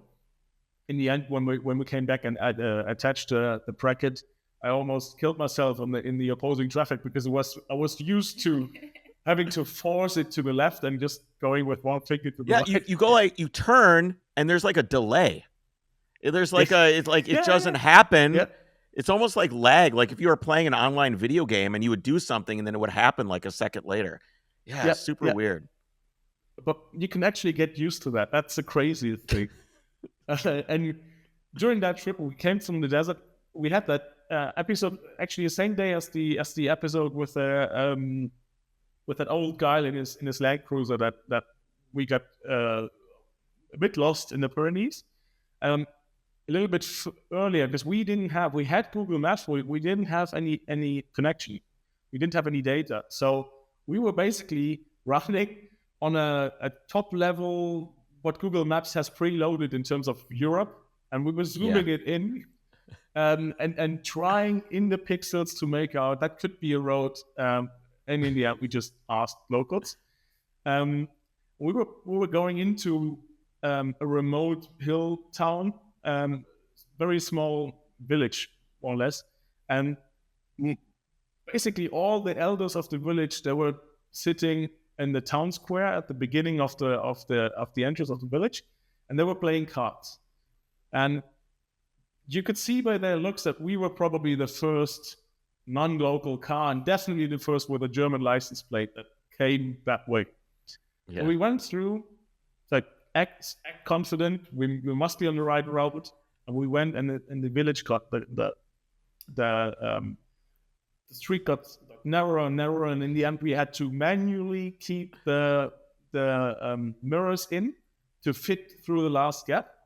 We were still confident. We were still thinking, it would be too shameful to now turn back and go back to locals. Let's just go out this way out of the village and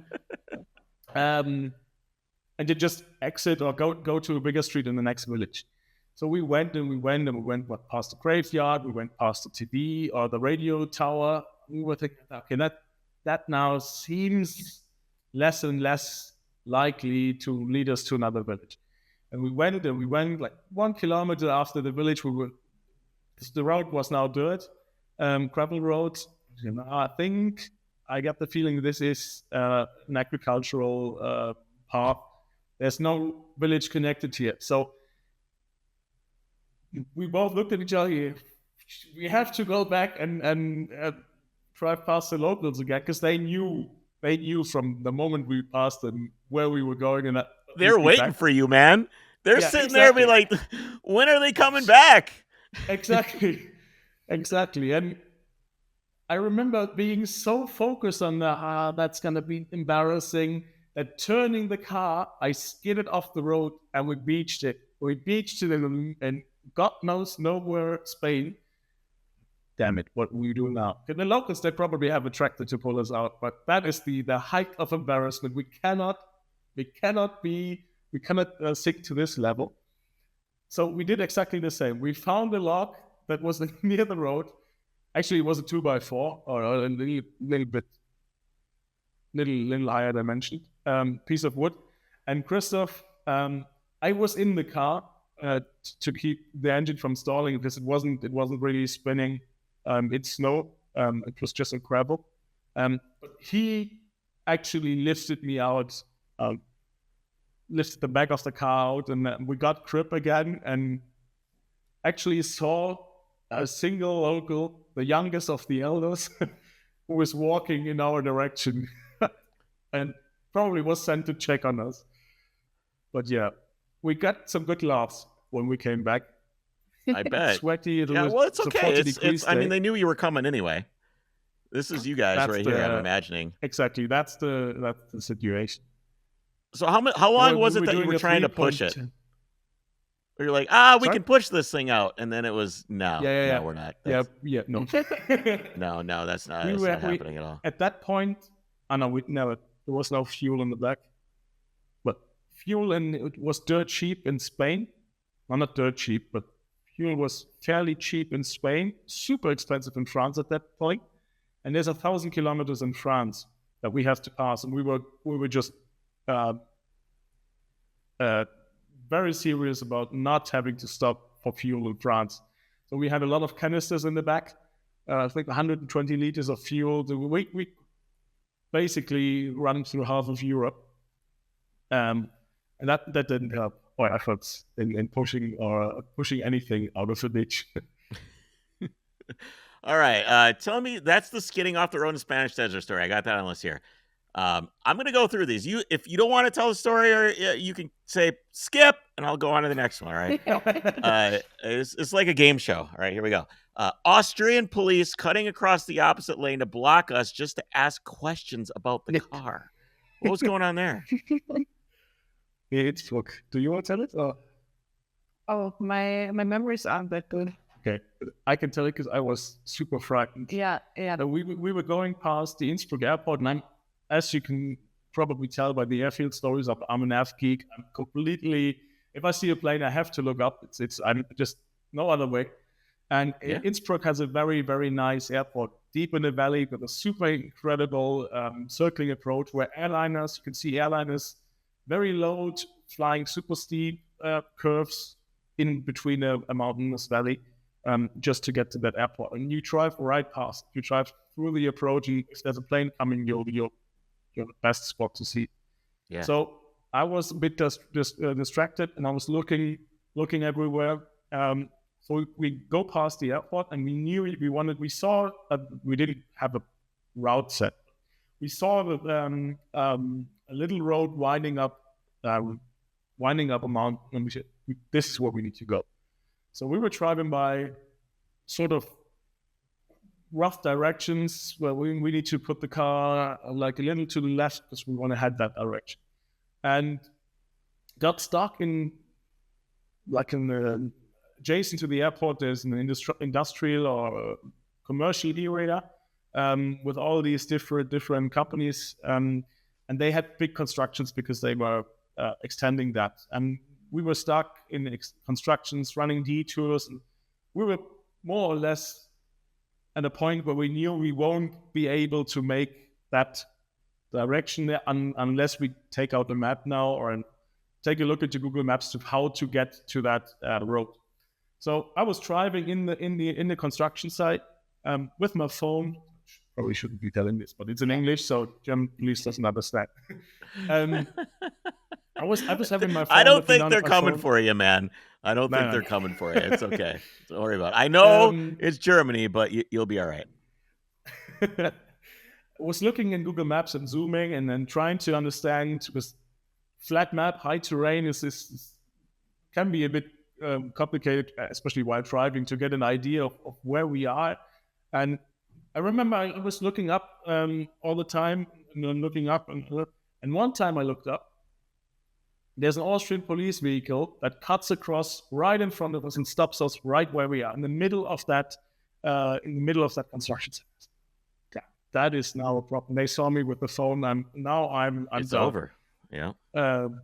And we know that the Austrians have much, much higher fines than we do. So it was like, okay, what do we do now? What do we tell them? And it was a young woman driving and an older guy on the co-driver's seat, and they stood. We were positioned at the side of the road, and they stood diagonally in front of us, and they began waving the people that were stuck behind us past. Like, okay, this is going to be serious. They don't turn on the lights and tell us to follow or something. They stop us here and they talk to us right here, right now. And I was getting super nervous. This sounds serious, man. This sounds extremely serious. It felt super serious. Someone else across town robbed a bank in a W114, and they think it's you. That's what's happening here. Yeah. And the base 2-liter diesel W114. Not a good getaway car, man.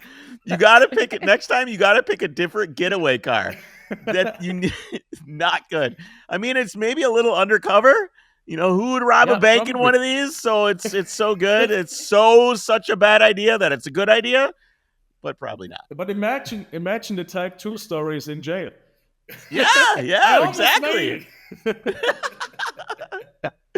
So they waved past the traffic, and then we were alone again because there was a traffic light after us. So they knew that for 2 more minutes there will be no cars here. And suddenly they stopped, or they actually turned the car back on, and they drove next to us, like 2 locals on a street meeting. And that moment I knew, okay, it can't be that bad, because I could now just drive away again. And I rolled down you'd my make window. a good getaway. Yeah. Go for it. Yeah. They'll probably catch me in reverse. But I roll the window down, and I see that the young policewoman, and she looks at me, and she has no clue what to do. Completely baffled, completely not. Hello? Hello? And the co-driver leans forward and said, what engine is in this? Is that the original color stuff? And I said, yeah, all right, and where are you going? We said, up there. How much time do you have? And then the cars came on, and the lady, the policewoman, there's cars coming. What do we do? Do we stop them? No, why would we stop them? Let the cars wait. We're the police. And he just continued to ask like a couple of questions. And then he said, okay, we probably should be going and making clear the road now. Have a nice trip. Jeez, man. Like, well, I think how many old timers are there allowed in Austria anymore? Like, it must be pretty weird to see an older car driving around. But it's just because the regulations are so strong that it must be difficult to adhere to the inspections, right? I mean, the car basically has to be in perfect running order, or you can't even own it. Yeah. Usually it is like that.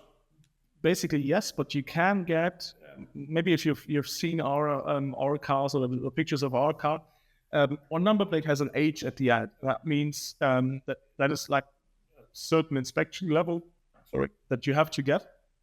It's super strict, and it gets stricter and stricter now. But if your car is at least 30 years old and in a very good condition, you can apply for this H, and then you get an historical worthiness certificate or something. And basically, the tax drops to minimal levels. So while you would pay, what do you pay for the Polo per year? Oh, not much, but it's a small engine. It's not any.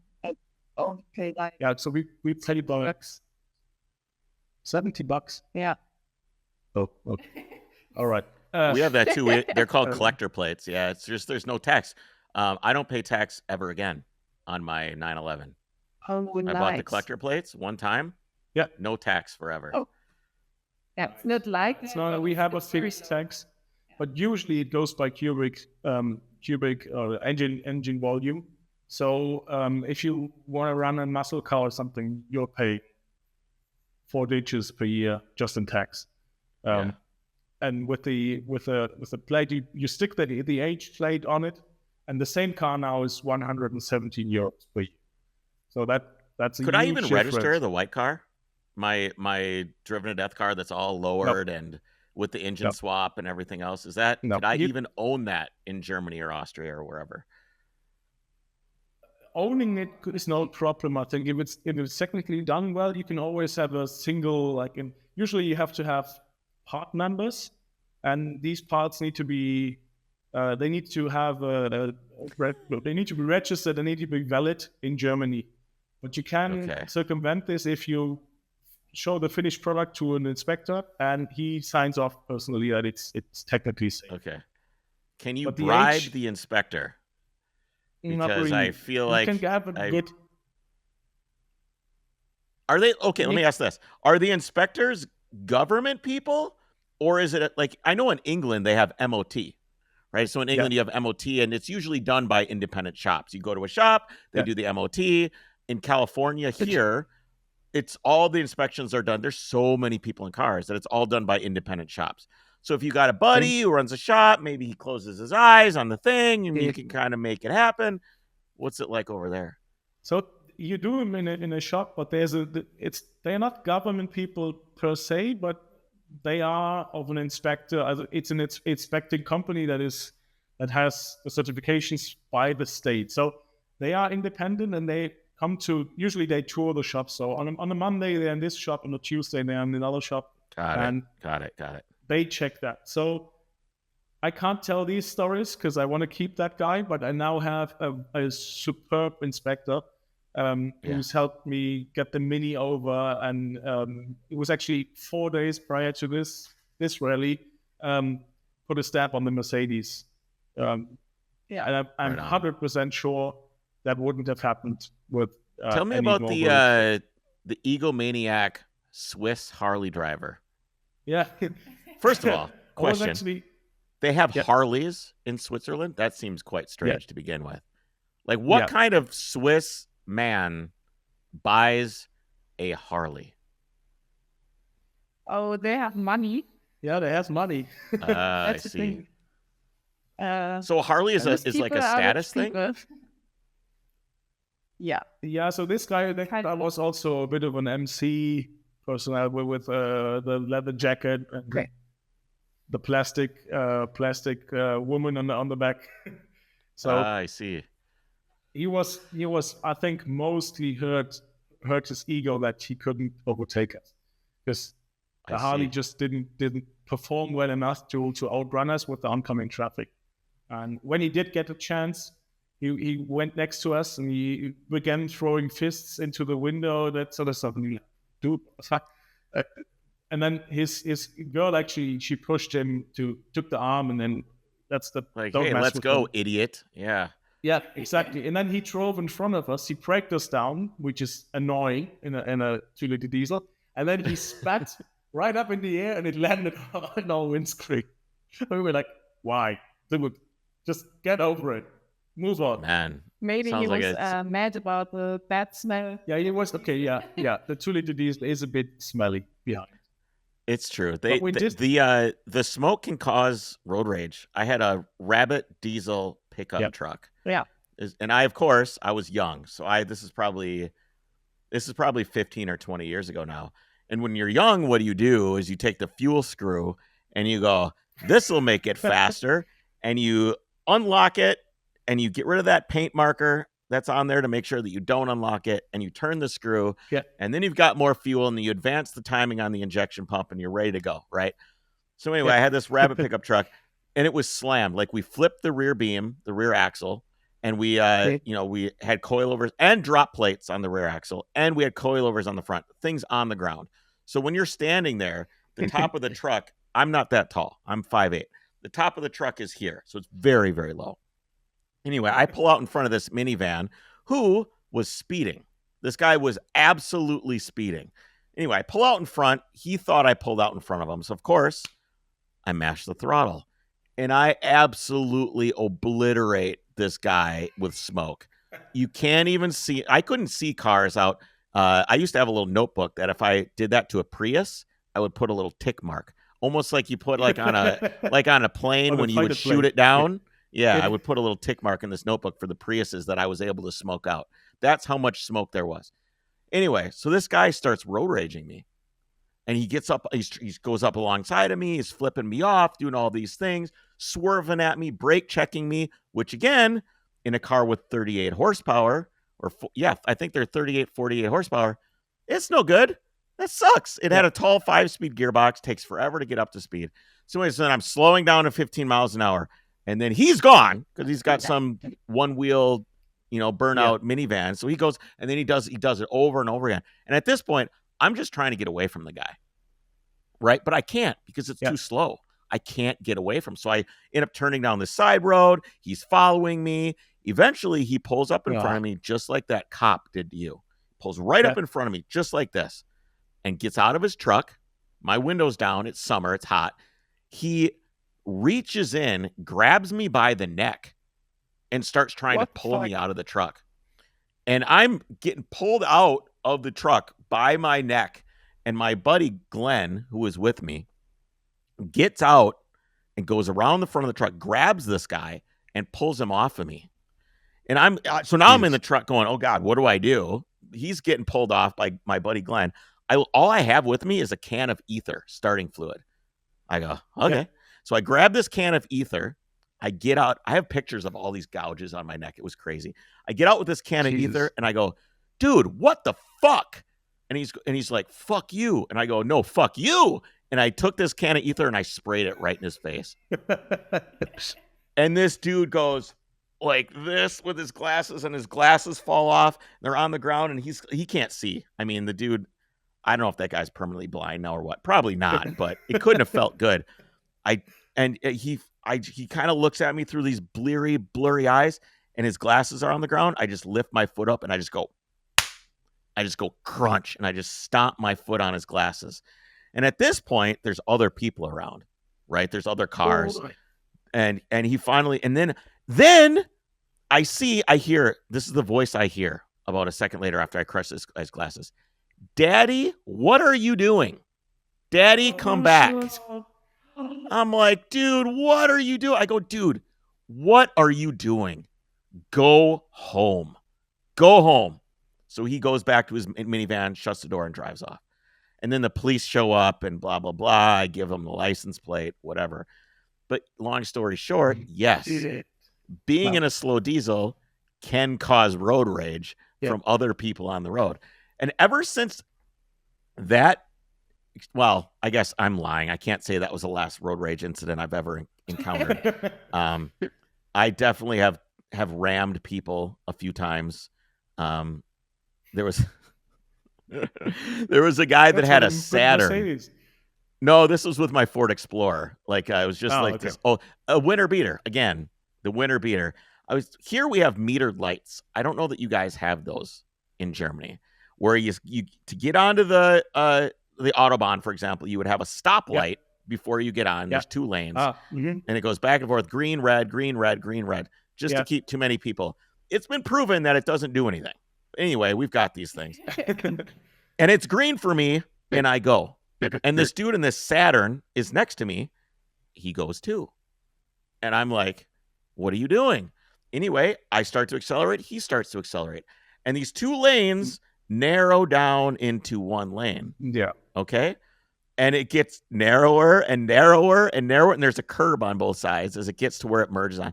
And it gets narrower and narrower and narrower. And I'm just like, I'm looking at the guy, and he's looking at me, and he's going like this. He's giving me the finger. And I'm thinking, well, it was green for me. I don't know what this guy is thinking. And I don't know, again, much younger. Maybe my brain wasn't fully developed. I just look at this guy, and as it gets narrower, narrower, narrower, pretty soon our trucks just touch. He had a Saturn SUV. I've got a Ford Explorer. This thing is the biggest piece of shit. It's rusty. It barely runs. The seats are blown out. The tires are shitty.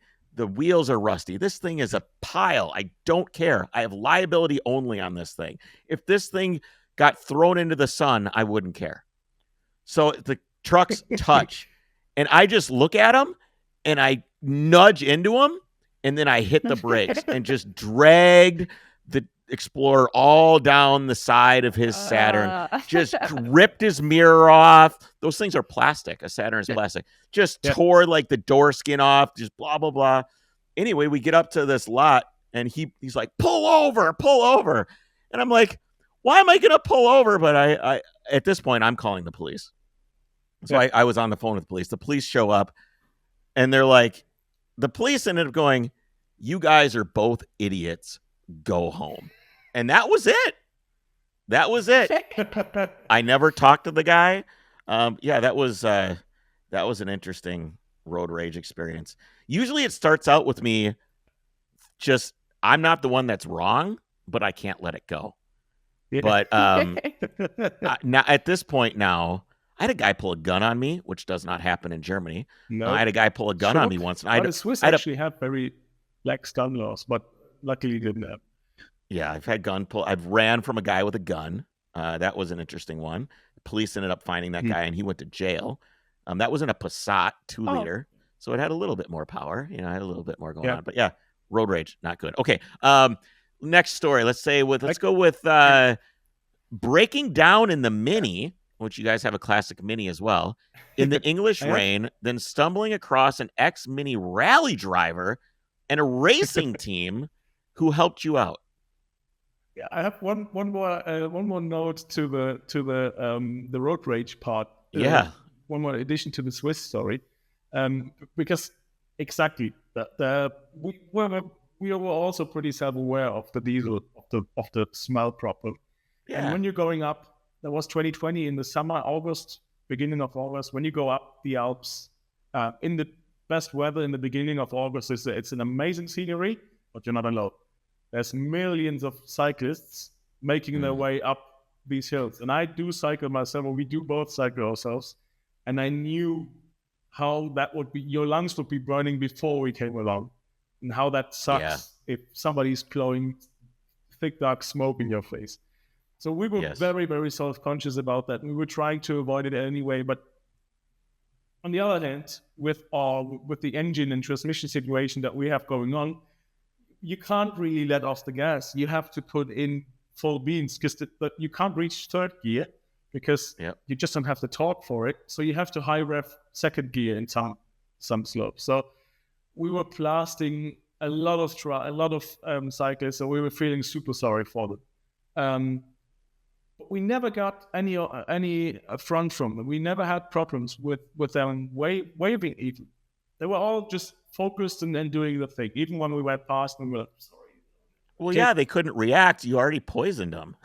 What were they supposed to do? They were trying to survive. Exactly. So then we had the same thing happening with motorcycles behind us, and almost all of them, they went past and they went like, or gave us a finger or something. Fuck off. You have a helmet on. There's people almost gasping for air next to you, and they don't mind. They don't show it.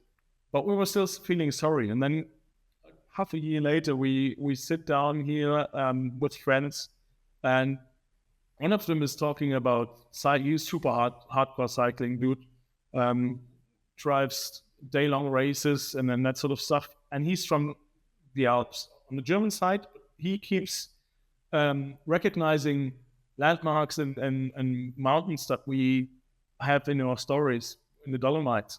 And he's, I take that so Nigel, it was another trip. Dolomites went to Swiss, but still, same thing. I take that chance and I say, hey, I know it doesn't help anybody we've passed, but on that front, let me apologize to you as a speaker in place of all the cyclists that we've murdered or impaired otherwise. It sucks, but yeah, I'm sorry that I know it's a shit thing to do to pass cyclists, but we just can't have. And he says, no, I don't. I've been in these situations, and the motorcycles are the assholes because we see you and we see you struggling, and especially if you wave or somehow I'm sorry, show us that you're sorry. We see you in a similar way as we see other cyclists because this is a challenge. Or if you have somebody going up in like a small horsepower moped. We know that's a challenge. It might not be a challenge in an athletic way to your own body, but it's still a challenge. You've set out to do something, you want to reach that, we respect that. And that was something I didn't expect to hear from that guy. Although we liked our stories, I didn't expect it to go, that understanding to go that far. That was kind of a cool perspective setting thing when you think about road rage and other participants on the road. And we Yeah, have for to say, sure. like, in 98% of the time, we have a lot of enthusiasm and respect coming back from other people. So they're like, oh, what are you doing with those cars? Yes, So definitely. cool. Also on the road, you also get thumbs up from cyclists. Yes. If they aren't too busy or too exhausted, they actually get the I feedback. think there's a from it. crossover between people that are usually into cycling, like some sort of engineering, right? They like the engineering of the bicycle, Yeah, so- you know, and in that way, I think they also like engineering of anything mechanical, and the old cars kind of fall into that vein. So I think there's some sort of tangential love or respect there. Yeah, that's it. So I've talked. All right, tell me now this about rally the story. mini I want to to hear this Mini in Yeah, the the English Mini- rain. Yeah, tell me the this. stage for the mini and the mini experience. Yeah, it was a road trip. It was like the first tour and the only tour we did with the Mini. We got it in 2022. Yeah, November 2022, and we did the tour last year. And we thought, Marius went to the UK with Christoph as a part of the rally, and he said, "Oh, there were so many landscapes, so many things that I'd like to show you. Let's go to the UK." So I said, "Yeah, of course, I'm in. But if we go to the UK, we should get the car for it, which is the Mini, because the Mini has to be in its country." Yeah. Also, it is the best thing. We didn't do a tour with the Mini before, and we didn't know how he would keep up. It would keep up, yeah. So we thought, if we break down in Mini land, Yeah, at least you're in the right place. parts, there will be people who know the cars. So we knew it would be a good start for the Mini. It was quite a challenge to get all our stuff into copy. We usually, when we do a road trip, we usually sleep in the car. So in the Mercedes, and of course in the Transit, we can sleep in the cars, but in the Mini, no chance to sleep in it. Seats don't close, which is the main issue. Even though it would Yeah, silly. so we did a camping trip, which was the first for us, and we had a lot of stuff in the trunk, and the rest of it just on the in the rear bench. Yeah, it was actually the best organization we ever had on a road trip, because everything had to have a particular place. So it was the only chance to survive in this car. So it did work really, really good. Yeah, so we went in July, I think. It was pretty good weather for the UK. It was sunny most of the time, few clouds, but It's cloudy almost all the time. no, it was sunny also. Okay, you saw what you saw. I'm romanticizing it. Yeah, probably nostalgia at it again. But we had no rain. Like, we went for the 6 or 7 days, and the first 4 or 5 days we had no rain, which was really cool, because if you're camping with a tent, if it's wet in the morning, it's a pain in the ass. And all your stuff, if you get wet, you won't get dry. So we were really happy about that. But on the 5th or 6th day, it did rain, and we found out that the UK car isn't the best car for raining weather. Because, You mean the British car was it wiring? Was it wiring that was the problem? Is that the issue? The ignition we was. tell what the issue was, because No. we didn't know the issue at that point, and it Okay. sort of. I'm unraveled. sorry. yeah, we or I can't tell the technical part. That's Mark's part soon. But we were driving, or Marius was driving, and we heard like the engine wasn't sounding that well. It wasn't going round, and we knew. Deteriorated. Is it a Zündaussetzer? What means Zündaussetzer? Misfires. Misfires. Oh, We had a lot misfiring, of yeah. misfires. So we Gotcha. lost power, and we were like on a countryside road, but it was a big countryside road. There were a lot of trucks on it, and every few hundred meters there was a little bay. So we were driving. We had those misfires. We were like, oh, not so good. But we look how it's going, because we saw there's a mountain coming up. So we were like driving down the hill, and then again up on the other side. It's very British, those roads. So we were like, oh, we're trying to drive that and find a place where we can stop, where we like have the chance to get a good look and to get further. So we tried to get up that hill, but we didn't make it. There was luckily a bay in which we could stop. It was pouring rain, so we were like, oh, we have to fix the car in pouring rain. Well, you wanted the British experience. You got it. Yep. So Marius looked after the car. I was holding the umbrella, and while he was looking on the car, I was looking on the phone. Oh, what can we do? What is near us? Can we walk somewhere maybe and ask for help? And actually, like, So 200 to meters complete that image, we were hunched down in the engine bay. Over my shoulders there was a blanket of like a towel that we had already dripping wet. I think we have a picture of that. Oh yeah, sure. There's a picture on the mini page. Oh, okay. Let me look and see what I can We were find. trying. I've probably fired an entire can of WD-40 onto that ignition, on the leads, on the coil, just to get the thing somewhat dry. But trucks were passing by and they were splashing us with water, so there was absolutely no chance of any progress there. Yeah, we met a guy 2 or 3 days ago, from that breakdown, who was also a mini freak, a classic mini freak to the modern minis. He was like having only minis. 40 years. Yeah, also he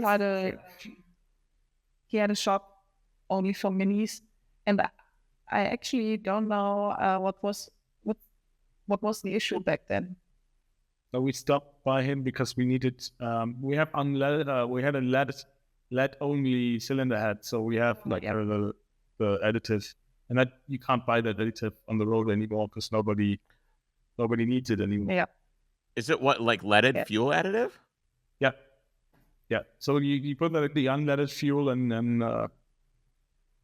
it supposedly helps keeps the valves from burning up. Yeah. So we stopped by a shop. You can't buy that. You can't buy that at all anymore. Not on the gas stations, no. Okay. Yeah. So we stopped by in a shop. It's so Who turned interesting out to because be I can mini just drive freak. down the street and put leaded fuel in my car right now. Welcome to America. Yeah, I guess so. So we stopped by a shop to get the additive, who turned out to be an absolute mini freak, and he had also a lot of tips for us, and he gave us his card with the contact on it.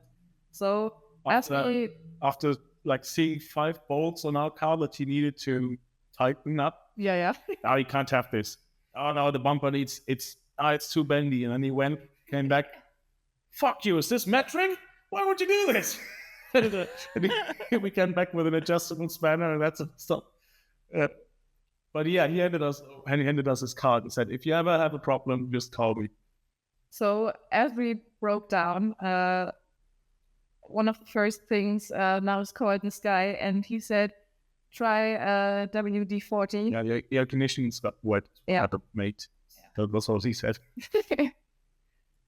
That's how it goes. I mean, those British cars are just so notorious for rain and the ignition getting wet and just leaving you stranded. The distributor is, somehow, I mean, it stays cool, whatever you do with it. So I'm not hating the system itself, but in general, some engineer thought, what should we put behind the grill? No, the cooler, the intercooler would be stupid.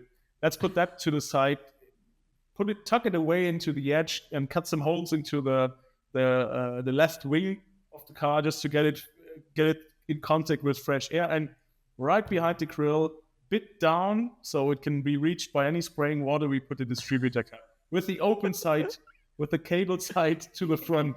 It's the stupidest design ever. Is this the shop right here? Is this the guy? That's the guy that helped us out. So that's the next day, actually. Yeah, that's okay. Us. That's the racing team. Yeah, very cool. I'm not sure. It should be on the Tasteful 8 site. I didn't see it. I kind of scrolled around. It was with me on before, yeah. Gotcha. Absolutely. You don't see the road there. There's absolutely no way of getting up thinking. Ugh, man. Right. Terrible. So I looked on Google Maps and saw that 100 meters away down the hill, there's a farm. So we knew that would be our only shot. So we looked up the traffic. As there were no cars, we did roll down the hill, and they're like... It was scary though.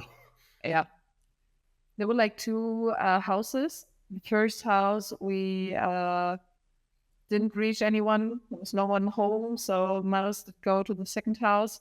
Yeah. And I think then it's your part to tell, because you did a lot of the repairing and I had the waiting part.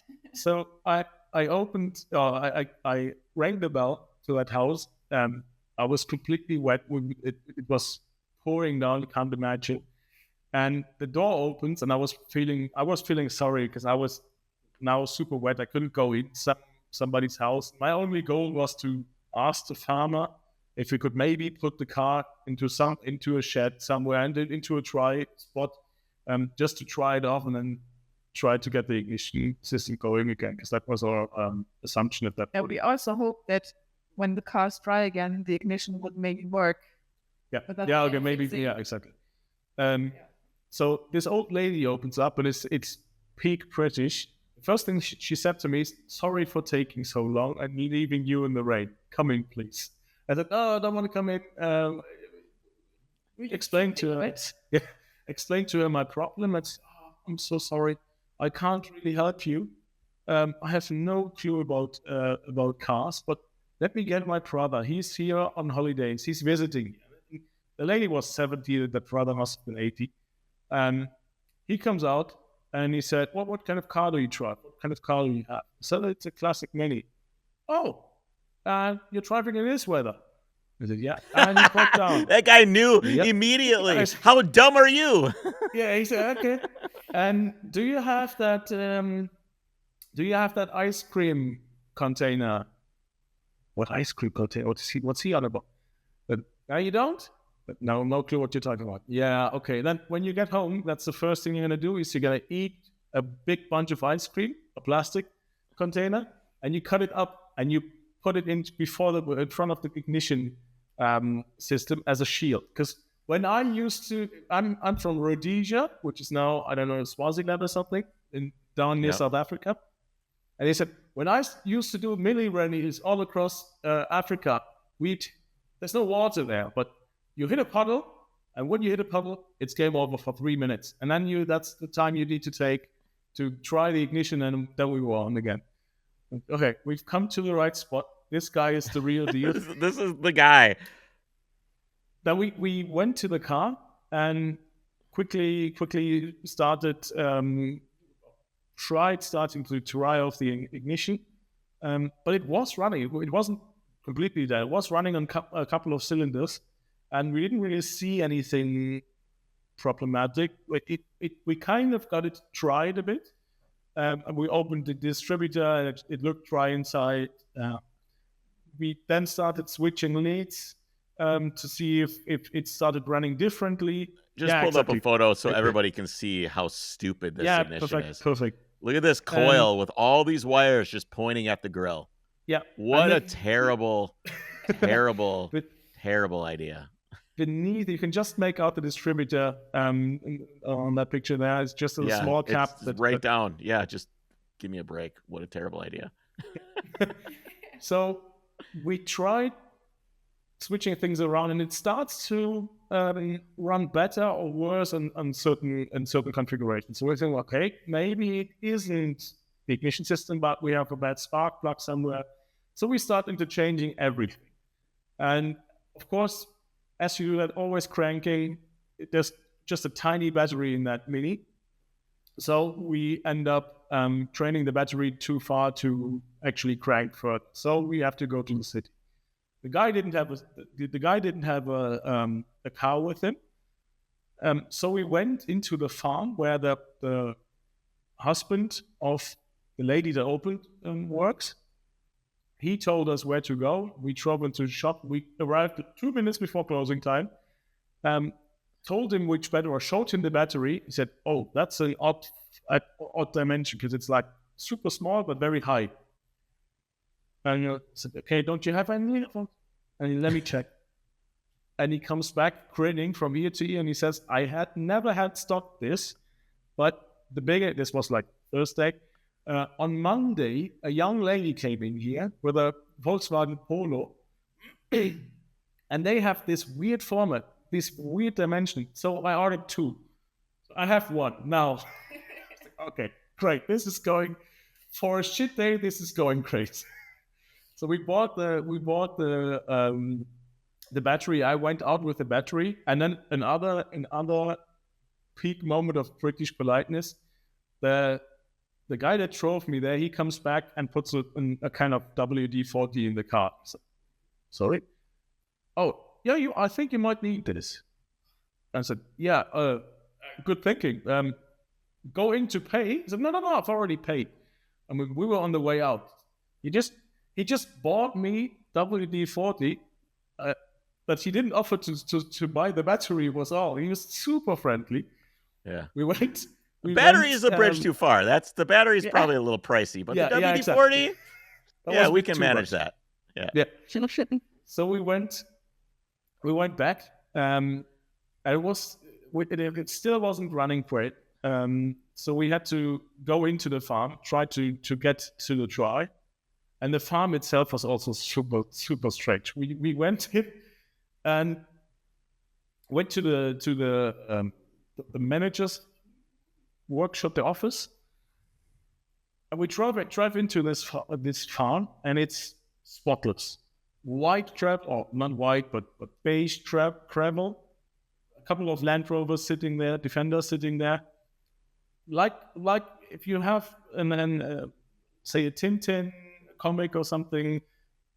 With this, absolutely, it's picture perfect. You could try a postcard picture for a poster. Sounds very British. Yeah.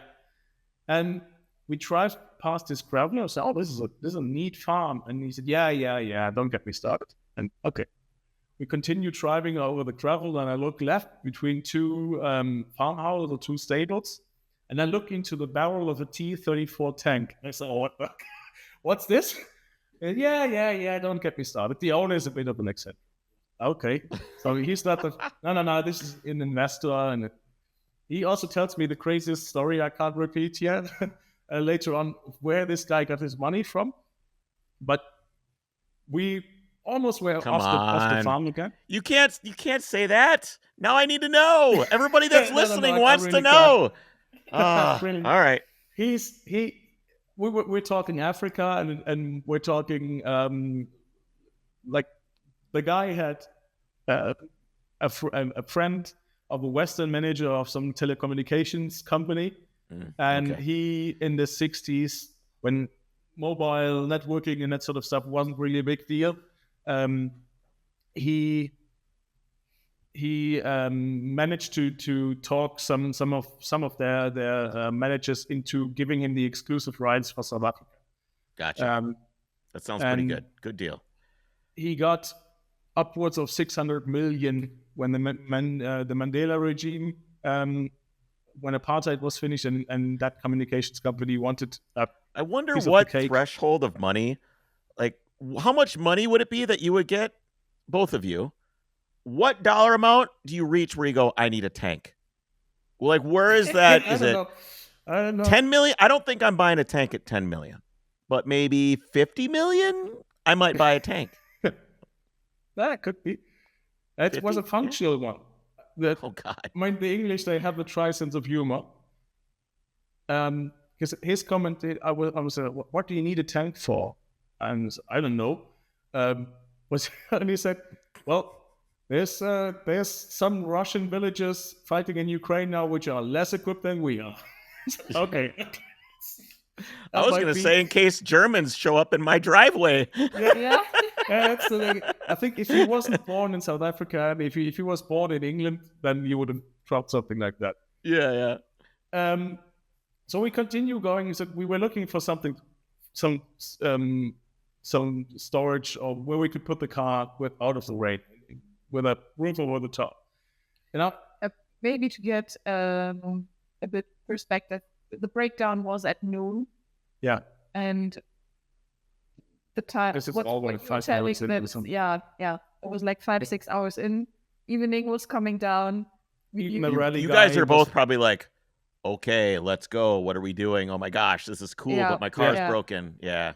Gotcha. And it was really nice of the people helping us. They were so kind, really. But at some point they said, oh, we also don't know anymore what it could be. Can't help you anymore. The pig stable was before that. We were still looking for spots to put the car. And I pointed a pig stable because it had big signs on it. Beware of the pigs, where to put the dirt and that sort of stuff. And I said, I mean, it's the part-timer probably won't like this idea, but the pig stable is probably where you go, where you have pigs to each side, and then in the middle you can go with a loader to put the feed. How we put the Mini in there? I won't run it in there just to try it out. And he said, "What pig stable?" He said, "The one with the big sign pigs." Oh, no, that's his Aston Martin collection in there. We can't go in there. Okay, all right. Okay. It's well, none of those cars. You certainly can't pull strange? any more British cars out into the rain. You pull those cars out into the rain, it's just going to get way worse. Exactly. They were around for years. Yeah. Yeah.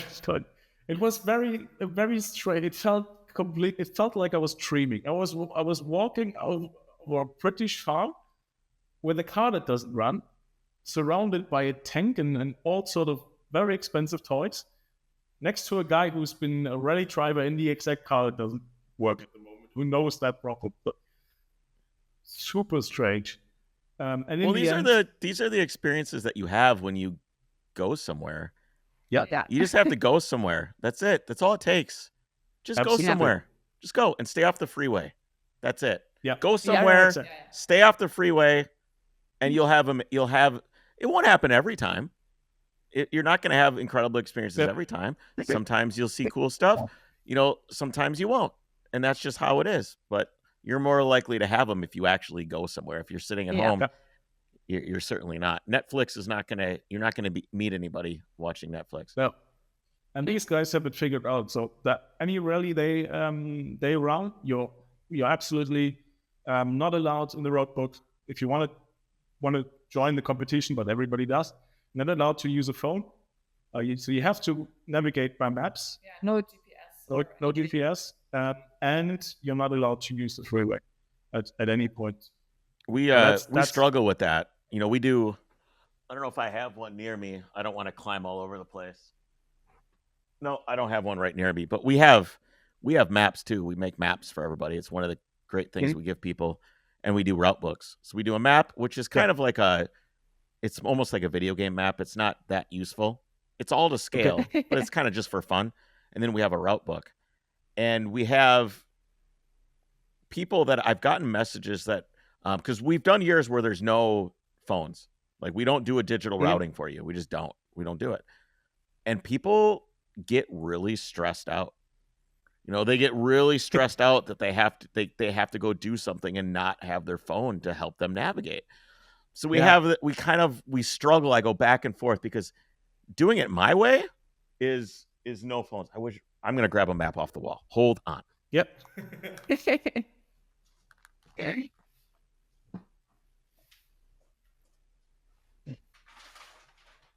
Okay. This is crammed in my podcast spot here. Good grief. All right. Now that I've annoyed everybody with all that. All right. So this is our map that we have for the rally. Ah, nice. As you can see, it's fun, and it kind of tells you what you're doing and where you're going. Yeah. And it all folds up into map size or whatever. But it doesn't have it's not to scale. I have this little tool that one of my friends got me that you can walk it along the road. And if you tell it to scale the map, it'll tell you exactly how far things are. When I grew up, I remember looking at maps, and you would have these little triangles. There were black triangles, and then there were red triangles, and then there would be a red number or a black number, and it would tell you the distance between 2 points. And you could kind of plot out and use the map to navigate where it is that you're going. And I really, really like that because it puts you in a position where you have to focus on where you are and what you're doing. Yes. Yeah. It's not someone holding your hand and pulling you through a hallway or pulling you along, or you're just almost being towed along by the digital resource. So I encourage everybody to use our route book. We have an analog route book that we give to people. And then we have the map, of course, which does help. I mean, we put other ancillary roads on it. But man, the route book is so good. Not using your phone to navigate is so good. It's a great backup, like in an emergency. Yeah. You're just being trailered along.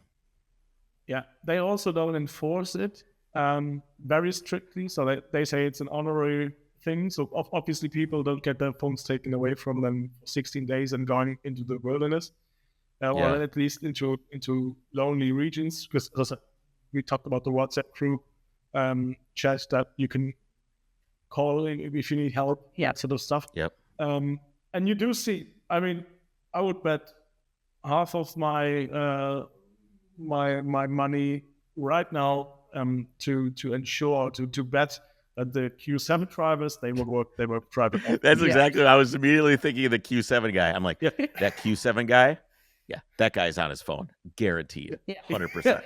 I don't use the phone when I'm scouting. I have, again, I wish I had it with me. I think I know where it is. Hold on a second. This is fun. Okay, this is great. Hold on. Hold on.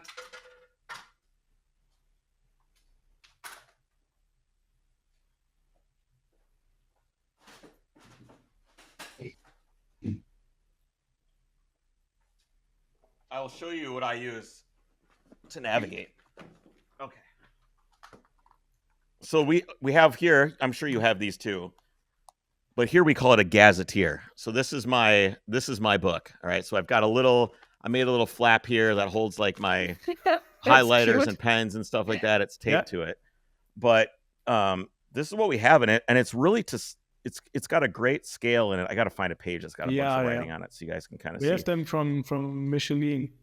Yeah, you see. Oh yeah, there you go. Michelin makes them for you guys. I wish they made them here. We've got all these different pages which say the page numbers are on here. It's actually where the stars come from. But a weird side note, but the Michelin star restaurants are just big. Usually, back in the day, they were just driving recommendations. Yeah. All right, so it's just for example. Let me see if I can find kind of a fun page here. This is all my scribble notes from scouting. Like all this stuff is like says, great overlook, terrible gravel, but it's great there. You can go swimming here. The safari cars could go here. There's an abandoned house right there. So all this stuff that I use, what does this one say? Nice. This is homemade hot pockets for food at that place right there. So this is what I use for scouting. And it's great because it's got the scale down at the bottom right there. Yeah. So this is your scale Yeah. for this is I know you guys know this. I'm kind of telling this for people that are watching or listening. Which at this point it's a little long, but and then there's like I have my own little key that I make. You know, this is like off-road routes. Yep. You know, I don't know. Okay. This is what I use for scouting, and every single page is one of these squares.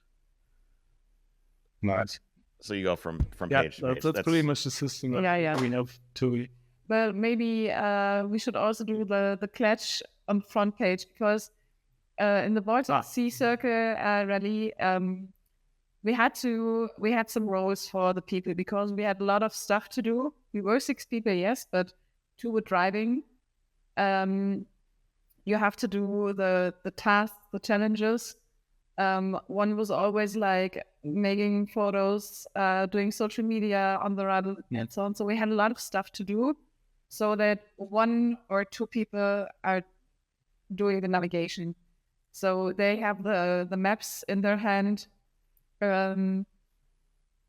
and Jonas was most of the time the one who does it or who did it, but he always lost the pen. I think I gave him like 4 pens, and all of that were lost in the car somewhere. And every time I was, Jonas, please don't use the pen anymore. The Benz is now off to be painted, and during that, or to clean it up a bit, I found 7 pens. Just scattered about under the seats, in some cracks, between the scratches. Do you guys have the side pockets on the door panels? The little like in side front, pocket? yes, but not on the back. The navigation was during the rally was mostly done from the back, so that the co-driver could help hand the driver something to eat and that sort of stuff. Be a bit more flexible and also take pictures. Actually, the Mini is the perfect car for that, because you have the dashboard is pretty minimalistic, but you can small stuff. Yeah, it's like a shelf. We can put small stuff on it. It's perfect. And on the back seat, you have like big bags at the door. Yeah. What about in the Mercedes in the back, mounting across the roof underneath the headliner like a little net for him to like put stuff in? If you could tuck it up underneath the headliner and have like a little elastic net up there, then it wouldn't be ruining the look of the car, and he could still reach up there and grab all like extra pens. You could put like 50 pens up there. The car looked like shit all the time because everything was put back on the, I don't know, we put up like like the rear parcel shelf. Yeah, behind the back seat. And it's what you see first when you approach the car from the back. It looks really still with all the So guys, this is awesome. This is I want to try and bring it around and bring it back. I would love if you guys come here, please tell me. I would love to either meet you along the way, help you in any way I can, or have you along on the Overcrest Rally for part of it. I think it would be incredible. I've been following you guys. I don't know how I stumbled along you guys. Probably some Mercedes hashtag or something. The algorithm thought I would think you are cool, and I certainly do. I'd love for you to drive the white car. I think it would be a lot of fun for you to come drive that thing. It's a riot. It's been in many different stages of many different things. You could probably, I've got a manual transmission here for you. If you come, you can have it. It's free. You can take it with you and swap a 4-speed into your car if you want to.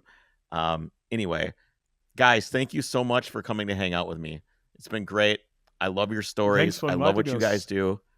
Yeah, I'm gonna put some notes in the show notes where people can go follow you, and of course we'll create some social content to collaborate on together. It was great meeting you. Absolutely. Guys, I want to do a rally in Europe. I hope you come by.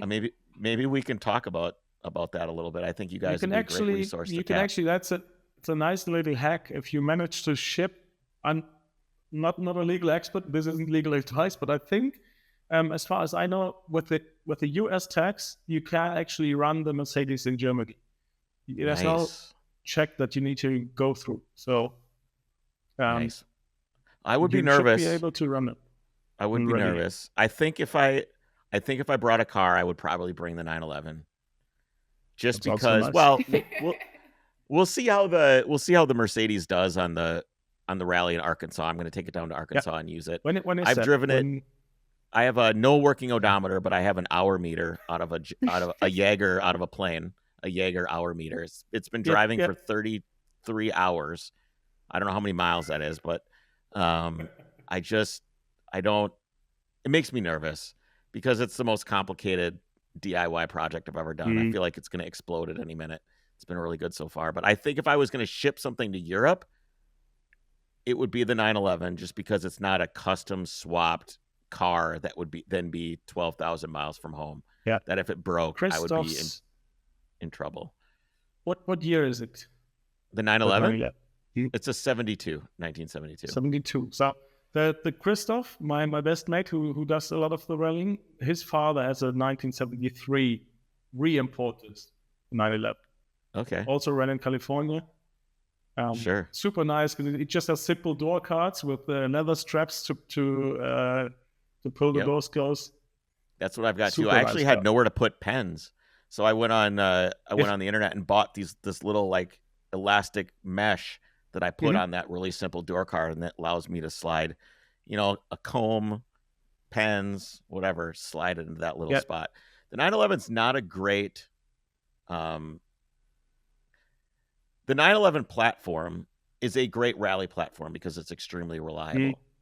But just in terms of living out of it, it's kind of like, it's not as small as the Mini. It's not. I took the roll cage out, so hopefully it's going to be a little bit better to drive around in.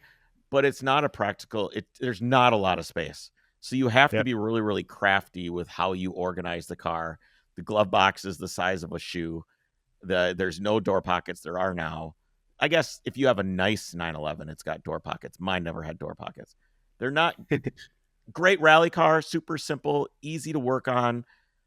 Every bit of it is accessible, and I love that about it. But just the practicality of it is not as good as some of the other cars. I really want to get. God, I could talk to you guys forever. This is trouble. I would really like to get a stock W114. I want to get a stock one just as my daily driver because they're so good. But I fear that immediately I would start modifying it to rally immediately. Like it would take no time at all. It's super W1. So what we have is W115 or 115. Yeah. Because it's a diesel. It's incredible. Because I have now driven the car that my cousin bought after this one.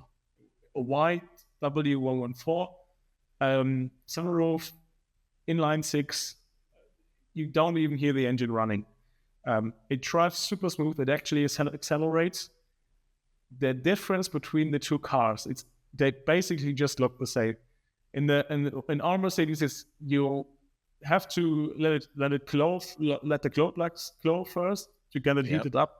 It starts like a tractor. It smells like a tractor. It sounds like a tractor. It drives less performant than a tractor. But it's so reliable. It's super reliable. You can bomb it. It will still run. Why don't you swap a 5-cylinder turbo diesel engine into it out of a 123? Because we don't want overheating issues. Yeah, I guess actually, we went I up did the have that. Pyrenees in 38 degrees, and we didn't even need to really cool it. We just because we wanted to say that we did, just for the Type 2 experience. No, it was a Type 1, but just to hide it, camouflage. There's a Type 2 experience. We stopped at a glacier. So there was like a little stream at the side of the road. So we stopped to take some ice water and put it across the cooler just to tell people we've driven up the Pyrenees and we cooled it with glacier water. We did. We don't need we did the same thing. I drank it too. Did you drink the water? We drank it. It was super it's beautiful. Nice. It's the best water I've ever. It was so cold, and it was really wonderful. Piercing. But overheating's a problem. Obviously, you saw the picture. I had to pack the entire engine compartment. That was at I think that was at about 12,000 feet. That the car was just really, really struggling. Yeah, it was really struggling. That's a thing that's true. But if you were to put half of the snow that you put on your engine would just fall by the sides of our engine, because you can literally stand in the engine bay left and right to work on that little engine. Yeah, I bet. You open it up and there's nothing in. But at this point, I think it's a point of no return, because we know we can't do a lot with small engine, and now it's a challenge. We want to do it. We had a crash. If I stop this story now, it goes that arm goes too far. Okay. I don't have anything to do. I'm more worried about you guys. So no, we're fine. We have okay. We can split this up into episodes and call more, tell more if you want. Go ahead. Or we can do the goodbyes, and then we can just keep going for people that have longer drives or have more time to listen. It's all good. But we had the engine in New Year's Eve. It ran the day before New Year's Eve, so the last day of the year. And on New Year's Eve, I was invited to a party at 8 p.m. And actually got the car started with the complete the coolant system for the first time at 8:25. I rushed home, showered, and entered the new year with a big grin. So the engine project that went well. Obviously, we could only work on it on weekends, and then only select weekends because we had plans. So we couldn't have bought whole cylinders and that sort of stuff. We're very happy that with the situation we got going. We also got a cylinder head from the guy that we drove to pick up the block from. So it was more or less just an IKEA assembly job. But still, there's parts that are very hard to get out of, and things to break, and wrong cylinder head gaskets to order, which could have been, we actually prevented a catastrophe there, because in the very last second, we saw a mismatch of the holes for the coolant. And if we had mounted it that way, we probably wouldn't have noticed until we would have been in real trouble with it heating up. Yeah, I don't know what it is with the diesels. They always have these different head gaskets. Like a Volkswagen diesel head gasket. It's like there's 3 holes on this head gasket. There's 2 holes on this head gasket for like identifying it, because the oil galley on this one is here, and over here it's on here. It's a nightmare. Yeah, and the compression ratio changes because this gasket is thicker than the other gasket. Yeah, it was super matching the numbers to get the exact right thing with the different. So, for example, the power steering, that power steering pump mounts to the oil pan at a different position. Because of that, it doesn't interfere with the oil cooler, but you have to have a different oil pan for those cars. Then the same engine, the OM650, has been produced not in the millions, but in the hundreds of thousands. It's been in only more military vehicles. It's been in boats. It's been in trucks. But you think that's super easy to find exactly that engine. The problem is every single car, they did a small modification. They moved the oil filter to a different position, which now doesn't work in the Mercedes because it has the steering gearbox right where that sort of stuff. And luckily, our car was still drivable and perfectly fine, more or less. So we drove the actual car to the guy with the engine block, and we could go through his he actually just did nothing else. He just rebuilt engines to various stages, and had a huge only Porsche and Mercedes engines as well. I had a huge stockpile, so we were able to go through, and he actually said, I have a fully assembled head for Is this the guy right here? Yeah, that's Christoph in the yellow, and that's his father, who's an old Volkswagen mechanic, and that's also the owner of the Porsche. I noticed in the back of that picture, also a beloved old timer, a classic that isn't with us anymore because we had to sell it. Is one more. So the first picture you opened, there's an old Linde forklift. Which ironically which ironically is the has the V4 engine from our fire engine in it. No So, kidding. My grandfather had to sell it because he sold the old factory building that this has taken place in, and nobody needs no professional shop can work with that equipment. But yeah, Did you keep this? This is the new engine in the foreground, I think. yeah, Because it's got That's a the new flywheel one? that has a spot for a clutch on it. Did you keep that flywheel? No, the flywheel is actually they balance it to the shaft. So we have the flywheel that was in the car is now here in the garage with the old plug. Okay, right on. Well, So this is that's cool, guys. I looking through your Instagram and stuff. I spent a lot of time going through here. I think we could probably go on for hours. I mean, look at you guys. Look how damn cool you look. That was the finish of the English rally, the Knights of the Island. And they had the last task was cross the finish line dressed as an English gentleman or a fine English posh lady. And we looked at each other and said, with our that's why the other people are all dressed up. With our skills and organizational talents, we will never be able to bring a suit all the way through the rally without it looking like shit. So we thought, what we want to be period accurate. So we looked at some Goodwood revival pictures, and we saw that the drivers, which is basically a very cool way, very James Hunt way of not caring, putting the bow tie on and being chic.